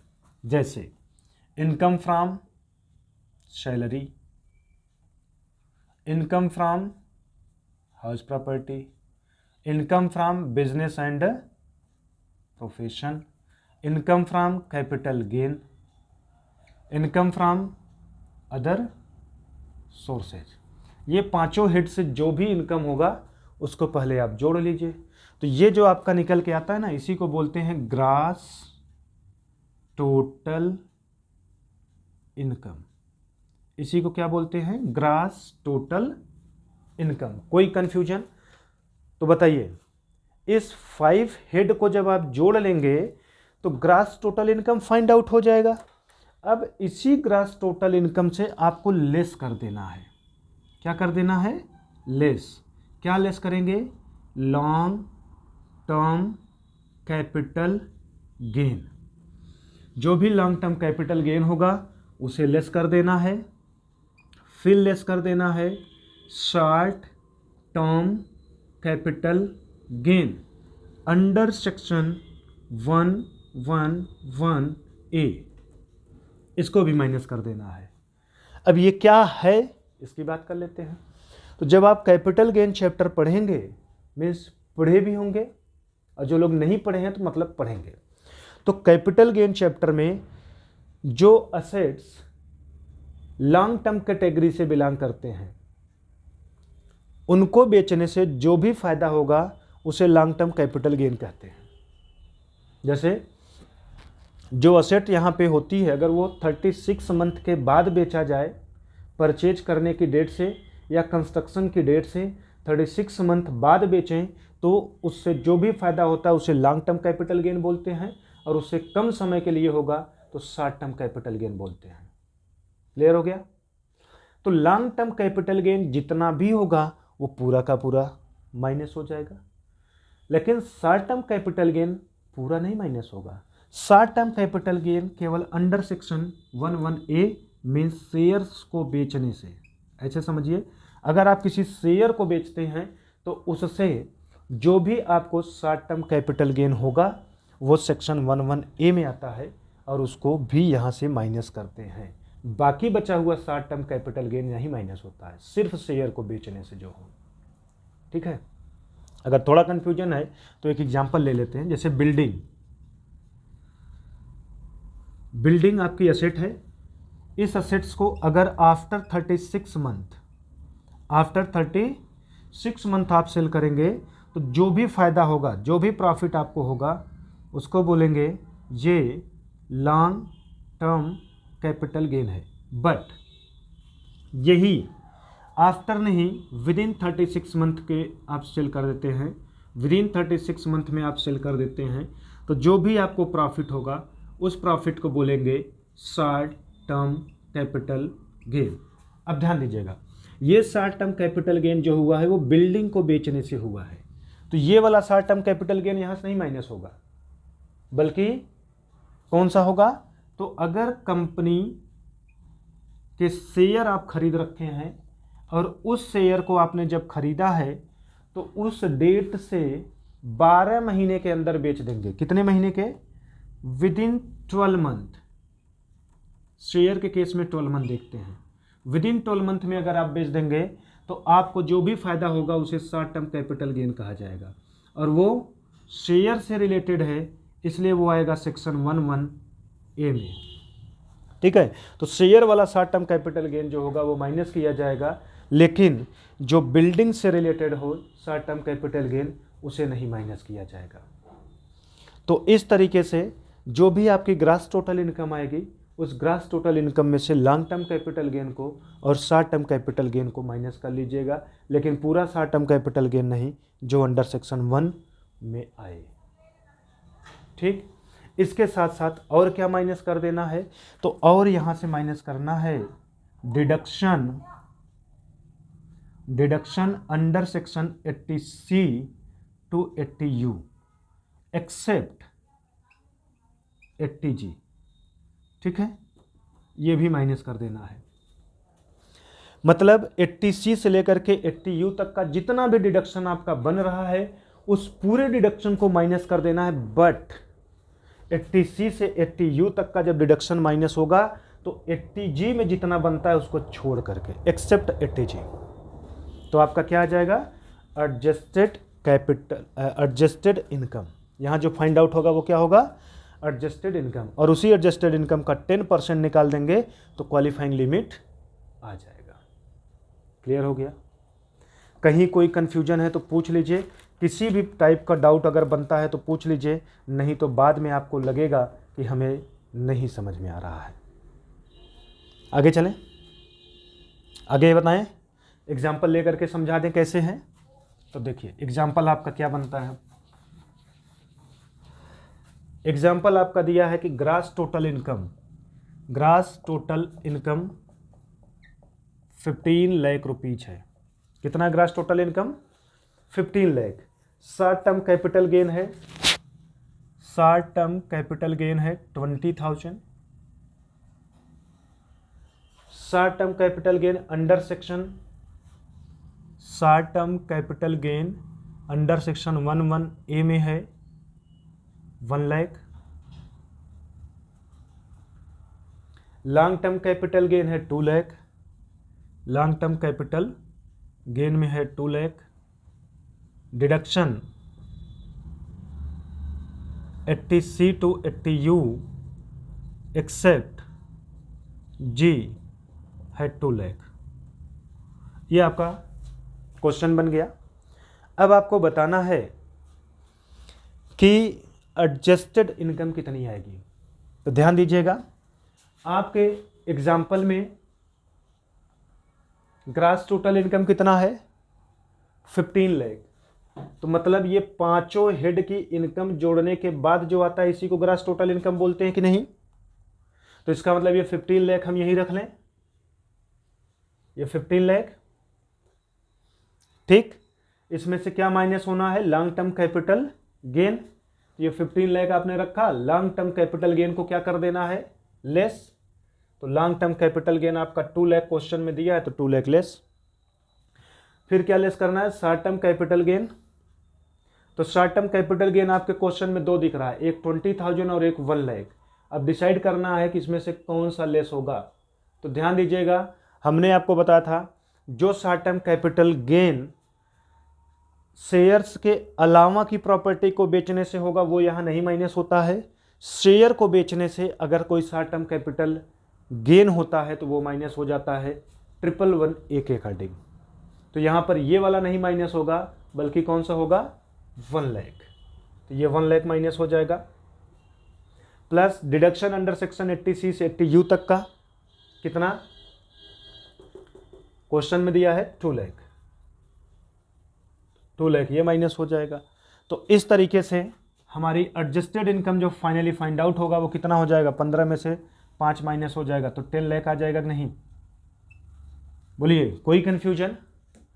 एडजस्टेड इनकम आपने फाइनली कितना निकाल लिया? 10 लाख रुपीज़, और उसी 10 लाख रुपीज़ का 10% निकाल देना है। उसी 10 लाख रुपीज़ का कितना परसेंट निकाल देना है? 10% ऑफ एडजस्टेड इनकम बोला गया है ना, तो 10% ऑफ एडजस्टेड इनकम 10 लाख आया, तो 10 लाख रखेंगे, तो आ जाएगा आंसर कितना?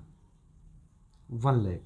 यही 1 लाख जो आएगा, इसी को हम क्वालिफाइंग लिमिट बोलते हैं। क्लियर हो गया? तो क्वालिफाइंग लिमिट हमारा 1 लाख है। अब ध्यान दीजिएगा, क्वालिफाइंग लिमिट वाले साइड से जब आप बात करेंगे, मतलब विथ लिमिट वाला डिडक्शन की जब बात करेंगे, तो 100% की तरफ से आपका 2 लाख आया था, 50% की तरफ से 150 आया था, जो कि मिटा चुके हैं, उसको आप नोट किए होंगे, देख लीजिए। 100% की तरफ से 2 लाख आपका आया था, 50% वाले की तरफ से 150 आया था, कुल जोड़ करके 3,50,000 का डिडक्शन आपका बन रहा था, बट आपकी क्वालिफाइंग लिमिट 1 लाख ही केवल है, मतलब आप 1 लाख रुपए से ज़्यादा डिडक्शन नहीं ले सकते। तो 1 लाख रुपए का डिडक्शन आपका बनेगा, 1 लाख का। तो 1 लाख का आपको मिलेगा लिमिट वाले साइड से, और नो लिमिट वाले साइड में जितना आपने किया होगा उसका पूरा 100%। तो आपका total deduction under section 80G में कितना बनेगा, ये निकालने के लिए नो लिमिट वाले साइड से जितना 100% है उसको रख लीजिए, 50% वाला जितना है उसको रख लीजिए, फिर लिमिट वाले साइड से जो भी क्वालिफाइंग अमाउंट आए उसको रख दीजिए, जो आएगा वही फाइनली आपका 80G का टोटल डिडक्शन अमाउंट बन जाएगा। समझ में आया? उसी के ऊपर अभी एक क्वेश्चन कराते हैं, तो टोटल आपका 80G का कॉन्सेप्ट खत्म हो जाएगा। ठीक है, टोटल 80G का कॉन्सेप्ट खत्म हो जाएगा। तो चलिए इसको नोट करिए, फिर इसी को मिटा के यहाँ समझाते हैं।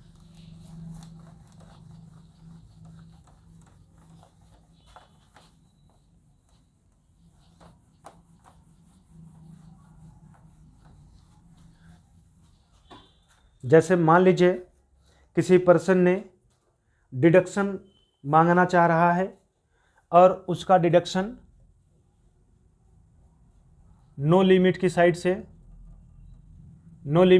से 100% वाले में उसने डोनेशन दिया था 2 लाख का डोनेशन दिया था, तो 100% एडमाइजेबल होगा, डिडक्टेबल होगा, तो पूरा 2 लाख का पाएगा। प्लस उसने 50% वाले में 1 लाख का डोनेशन दिया था, ये उसका डोनेशन है ना, तो डिडक्शन उसका कितना बनेगा? तो अभी आपको बताया गया कि नो लिमिट साइड में अगर आप डोनेशन देते हैं, तो जो 100% वाले नाम हैं वहाँ पे पूरा का पूरा, जैसे आपने डोनेशन किसी प्राइम मिनिस्टर से रिलेटेड वाले फंड में किया है, या किसी चीफ मिनिस्टर वाले फंड से रिलेटेड किया है, या नेशनल वाले फंड्स के नाम से रिलेटेड किया है, या स्टेट के नाम से किया है, या स्वच्छ भारत के नाम से किया है, या क्लीन गंगा वाले में किया है, तो उस केस में पूरा 100% डिडक्शन पाते हैं। मतलब अगर 2 लाख का डोनेशन किए हैं तो डिडक्शन पूरा 2 लाख का पाएंगे। प्लस 50% का मतलब जैसे इंदिरा गांधी, राजीव गांधी, राहुल गांधी, इन लोगों के नाम में अगर आपने कहीं डोनेशन कर रखा हुआ, मतलब इनके नाम से रिलेटेड जो भी फंड्स बने हुए हैं, उन फंड्स में अगर आप डोनेशन दिए हैं, तो जितना डोनेशन दिए होंगे उसका केवल 50% ही डिडक्शन ले पाएंगे। तो 50% के हिसाब से कितना बनेगा? ये केवल 50,000। क्लियर हो गया? इसके बाद बात कर लेते हैं विथ लिमिट वाले में। विथ लिमिट की तरफ आप आएंगे तो यहाँ 100% डोनेशन कितना आपने दिया? 1 लाख आपने डोनेशन दिया, तो पूरा 100 का 100% ही आपको मिल भी जाएगा, 1 लाख। 50% वाले में दिया, सपोज दैट 2 लाख, तो 2 लाख का हाफ करेंगे तो 1 लाख बनेगा। तो इस तरीके से विथ लिमिट वाले साइड से टोटल कितना बना 2 लाख का, कितना बना 2 लाख का। तो 2 लाख का डिडक्शन आप मांगेंगे जरूर, बट यहाँ पर विथ लिमिट है। ये बताया गया कि 100% में जितना डोनेशन करेंगे उसको पहले आप लिख लीजिए, 50% में जितना डोनेशन करेंगे उसको लिख करके उसको लिख लीजिए, फिर वह अमाउंट कंपेयर करिए कि क्या वो क्वालिफाइंग लिमिट से ज़्यादा तो नहीं हो रहा है, क्वालिफाइंग लिमिट से ज़्यादा तो नहीं हो रहा है। तो अभी अभी जस्ट क्वालिफाइंग लिमिट आपको निकाल के दिखाए थे कैसे आता है। तो क्वालिफाइंग लिमिट कितना आया था 1 लाख, क्वालिफाइंग लिमिट कितना आया था 1 लाख। तो उस केस में आप 2 लाख का डिडक्शन नहीं मांग पाएंगे, सिर्फ कितना पाएंगे 1 लाख। 1 लाख का केवल आपको डिडक्शन मिलेगा, कितना 1 लाख का केवल डिडक्शन मिलेगा। तो उस केस में ये 2 लाख का डिडक्शन नहीं आपको मिल पाएगा, सिर्फ 1 लाख का पाएंगे। अब चाहे ये वाला ले लीजिए और चाहे ये ले लीजिए। तो उस केस में क्या होता है कि पहले 100% वाले को लेते हैं, फिर अगर कुछ बचता है तो 50% वाले से लेते हैं। जैसे यहाँ 1 लाख का डोनेशन 100% डिडक्टेबल, तो 100% ले लिए, इस वाले से एक भी रुपया नहीं होगा, इसका डिडक्शन नहीं ले पाएंगे क्योंकि आपकी लिमिट ही खत्म हो गई। आप मैक्सिमम 1 लाख रुपया तक ले सकते थे, 100% वाले से ही 1 लाख ले लिए, तो अब इसकी लिमिट के लिए कुछ बचा ही नहीं। तो इस तरीके से आपका टोटल डिडक्शन 2,50,000 1 लाख बराबर 3,50,000 डिडक्शन मिलेगा अंडर सेक्शन 80G। तो आपके क्वेश्चन में ऐसे इंफॉर्मेशन दे के पूछ लेगा कि find out deduction under section 80G rupees, कितना रुपया 80G में डिडक्शन मिलेगा। ऑप्शन में देखिएगा 2 लाख 1 लाख 1 लाख 2 लाख, तो जोड़ करके 6 लाख भी दिखाएगा। फिर इधर से 2,50,000 1 लाख, फिर यहाँ 1 लाख, तो 1 लाख 1 लाख 2 लाख प्लस ये 4.5 लाख भी दिखाएगा, ये भी दिखाएगा, नन ऑफ दिस भी दे देगा, है ना। तो अगर आपको आता रहेगा तो निकाल पाएंगे, नहीं तो आपका आंसर गलत हो जाएगा। ऑप्शन क्यों ऐसा बना रहा है ए, क्योंकि बहुत लोगों का दिमाग क्या काम करेगा, जितना डोनेशन दिया है सबका छूट मिलेगा, तो वो 2 लाख 1 लाख 2 लाख 1 लाख जोड़ करके एक आंसर 6 लाख दे देगा। ऑप्शन बी ऑप्शन में जो थोड़ा बहुत पढ़े हैं उनके हिसाब से सोचेगा, 2 लाख का डिडक्शन पूरा 2 लाख पाएगा, 1 लाख का डिडक्शन 50,000 पाएगा, इधर 1 लाख का डिडक्शन 1 लाख पाएगा, इधर 2 लाख का डिडक्शन 1 लाख पाएगा, तो 1 लाख 1 लाख 2 लाख प्लस 50,000 जोड़ करके 4,50,000 भी ऑप्शन में रहेगा। तीसरा, जो एकदम सही पढ़े लिखे वाले होंगे उनके लिए भी एक ऑप्शन होगा, यहाँ से पूरा डिडक्शन, यहाँ से पूरा डिडक्शन, यहाँ 2 लाख का 1 लाख का 1 लाख 2 लाख का 1 लाख जोड़ के 2 लाख हो रहा है, लेकिन क्वालिफाइंग लिमिट 1 ही लाख है, इसलिए हम 1 लाख तक का डिडक्शन केवल ले सकते हैं। तो पहले 100% से शुरू होते हैं, तब 50 की तरफ आते हैं। 100% को ही लेने में पूरा हमारा लिमिट ख़त्म हो जाती है, तो 50% वाला पाते ही नहीं है। तो हमारा फाइनल डिडक्शन बना 3,50,000। तो ऑप्शन में एक आंसर 3,50,000 भी दिखता रहेगा, और डी वाले में नन ऑफ दिस।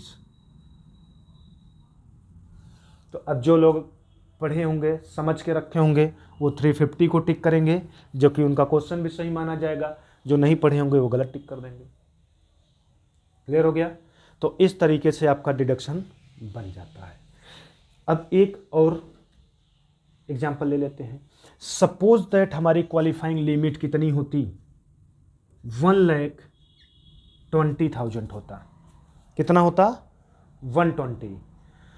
तो उस केस में 1 लाख का 100% पूरा ले लेते, प्लस यहाँ 2 लाख का 50% 1 लाख आएगा, लेकिन लिमिट आपके पास बची सिर्फ कितना है 20,000। सिर्फ कितना बचा है, क्योंकि 1,20,000 की लिमिट थी आपकी, जिसमें से 1 लाख आप 100% की तरफ से ले चुके हैं, 20,000 बचा है, तो वो आप 50% वाले की तरफ से लेंगे। 50% वाले की तरफ 2 लाख का डोनेशन आपने किया जरूर है, बट 50% निकालेंगे तो 1 लाख का डोनेशन ले सकते हैं, लेकिन आपके पास बची हुई लिमिट सिर्फ कितना है 20,000, तो आप सिर्फ 20,000 पाएंगे। तो उस तरीके से ऑप्शन आपका चेंज हो करके यहाँ 3,70,000 आ जाएगा। क्लियर हो गया। तो ऐसे ही 80G का डिडक्शन निकालते हैं। क्लियर। ध्यान रखिएगा, जो आपको याद रखना है वो शॉर्टकट वाला ट्रिक याद रखना है। Prime minister, chief minister, national, state, ये 4 नाम यूज हो रहे हैं जिस भी फंड्स में, तो समझ जाइए उसका 100% डिडक्शन मिलेगा बिना किसी लिमिट को ध्यान में रखे। नेहरू खानदान से रिलेटेड गांधी वाला खानदान जहां भी नाम मिल जाए उस फंड में डोनेशन है, तो समझ जाइए कि जितना डोनेशन किए उसका 50% हमें छूट मिलेगा बिना किसी लिमिट को ध्यान दिए। 2 पॉइंट इधर हो गए। अब आगे की तरफ चलेंगे तो वहां पर आप देखेंगे किसी फैमिली को प्रमोट करने के पर्पज से जो फंड बने हैं उसमें अगर डोनेशन आप दे रहे हैं तो वहाँ 100% डिडक्शन पाएंगे, लेकिन लिमिट को ध्यान में रखते हुए। खेल कूद से रिलेटेड अगर कोई फंड्स है उसमें डोनेशन दे रहे हैं तो उसमें भी 100% डोनेशन डिडक्शन पाएंगे, लेकिन लिमिट को ध्यान में रखते हुए। अगर फैमिली प्लानिंग को प्रमोशन के अलावा और कोई प्रमोशन को करने में इन्वॉल्व है, उसके लिए कोई फंड बना है, उसमें आप डोनेशन देते हैं तो जितना डोनेशन देते हैं उसका सिर्फ 50% ही डिडक्शन पाएंगे, लेकिन लिमिट को ध्यान में रखते हुए। किसी माइनॉरिटी कम्युनिटी को डोनेशन देते हैं, माइनॉरिटी कम्युनिटी को प्रमोट करने के लिए अगर कोई फंड्स बने हुए हैं उसमें डोनेशन देते हैं तो जितना डोनेशन देते हैं उसका 50% पाएंगे, लेकिन लिमिट को ध्यान में रखते हुए। गवर्नमेंट के थ्रू नोटिफाइड किसी टेम्पल में, किसी चर्च में, किसी गुरुद्वारे में अगर आप डोनेशन देते हैं तो वहाँ पे भी डिडक्शन पाएंगे, बट डिडक्शन का ओनली 50%, लिमिट को ध्यान में रखते हुए। ठीक है, तो कुल मिलाकर के विदाउट लिमिट वाले क्या हुए, तो विदाउट लिमिट में प्रधानमंत्री, चीफ मिनिस्टर, स्टेट, नेशनल और गांधी परिवार आ गए। लिमिट वाले में कौन कौन आ गए, तो लिमिट में फैमिली प्लानिंग, खेल कूद, फैमिली प्लानिंग के अलावा माइनॉरिटी कम्युनिटी, मंदिर संदिर, ये सब आ गए, है ना, मंदिर चर्च ये सब आ गए, ये सब चले गए लिमिट वाले एरिया में। लिमिट कैसे निकाली जाती है, तो एडजस्टेड इनकम का 10%। एडजस्टेड इनकम कैसे निकलता है उसकी भी लिस्ट आपको बता दिए। एडजस्टेड इनकम का 10% निकाल देंगे, लिमिट आ जाएगा, उसके बाद देख लीजिएगा लिमिट से ज़्यादा छूट ना होने पाए, जो ये सामने आपके लिख करके दिखा दिए। तो इस तरीके से आप कंप्लीट 80G का डिडक्शन निकाल लेंगे। तो आई होप ट्रिक के माध्यम से आप हमेशा याद रखेंगे कौन 100% विदाउट लिमिट, कौन 50% विदाउट लिमिट, कौन 100% विथ लिमिट, कौन 50% विथ लिमिट की कैटेगरी में जाएगा। फिर भी किसी भी टाइप का दोस्तों आपको डाउट बनता है तो बेशक आप पूछ सकते हैं, हम उसका आंसर आपको देने का प्रयास जल्द से जल्द करेंगे। कमेंट में आप कर सकते हैं अपने क्वेश्चन को। ठीक है, इसके साथ ही हम इस सेशन में अब और कुछ डिस्कस नहीं करेंगे, क्योंकि अभी और भी है, 80GG है, 80GGA भी है। वो डिडक्शन किसके लिए है, उसमें कौन लोग डिडक्शन पा सकते हैं वो भी बताएंगे, लेकिन यहाँ पे नहीं क्योंकि वीडियो लेंथी हो रहा है। हाँ, जो सबसे इम्पॉर्टेंट पॉइंट है एक वो है कि आप जो डोनेशन देंगे ना वो मनी के टर्म में होना चाहिए। सबसे मोस्ट इंपॉर्टेंट पॉइंट, मनी के टर्म में आपका डोनेशन होना चाहिए। अगर डोनेशन आप काइंड में करते हैं तो जितना भी आप काइंड में डोनेशन करेंगे एक भी रुपया डिडक्शन 80G में नहीं पाएंगे। मनी के टर्म में आपका डोनेशन होना चाहिए। और दूसरा, डोनेशन अगर आपका अप टू 2000 तक का है, 2000 रुपये तक का डोनेशन है तो उसको आप कैश में कर सकते हैं, कोई दिक्कत नहीं है। अगर 2000 रुपये तक का आप डोनेशन कहीं कर रहे हैं तो आप कैश में कर सकते हैं, लेकिन 2000 के ऊपर का डोनेशन अगर आप कर रहे हैं तो फिर वो चेक के थ्रू करिएगा, कभी भी कैश में मत करिएगा। कैश में कर देंगे तो फिर डिडक्शन 80G में नहीं पाएंगे। ये बात याद रखिएगा कि डोनेशन जो भी होगा वो 2000 रुपये तक का कैश होगा। 2000 रुपये के ऊपर का अगर डोनेशन आप करेंगे तो वो कैश में नहीं होना चाहिए, बल्कि किस फॉर्म में होना चाहिए, तब चेक के फॉर्म में होना चाहिए, ड्राफ्ट के फॉर्म में होना चाहिए, इन सब से रिलेटेड इन सब के फॉर्म में होना चाहिए। क्लियर। दूसरा, जो आप डोनेशन कर रहे हैं वो किसी स्पेसिफिक समुदाय में नहीं होना चाहिए। किसी स्पेसिफिक समुदाय में आपका दान नहीं होना चाहिए, जैसे किसी धर्म को नहीं हो, किसी विशेष जाति को ना हो, ऐसा कुछ ना होने पाए, है ना। तो ये आपका एटीजी का कंप्लीट कॉन्सेप्ट था। फिर भी कोई डाउट है तो आप बेशक पूछ सकते हैं, ठीक है।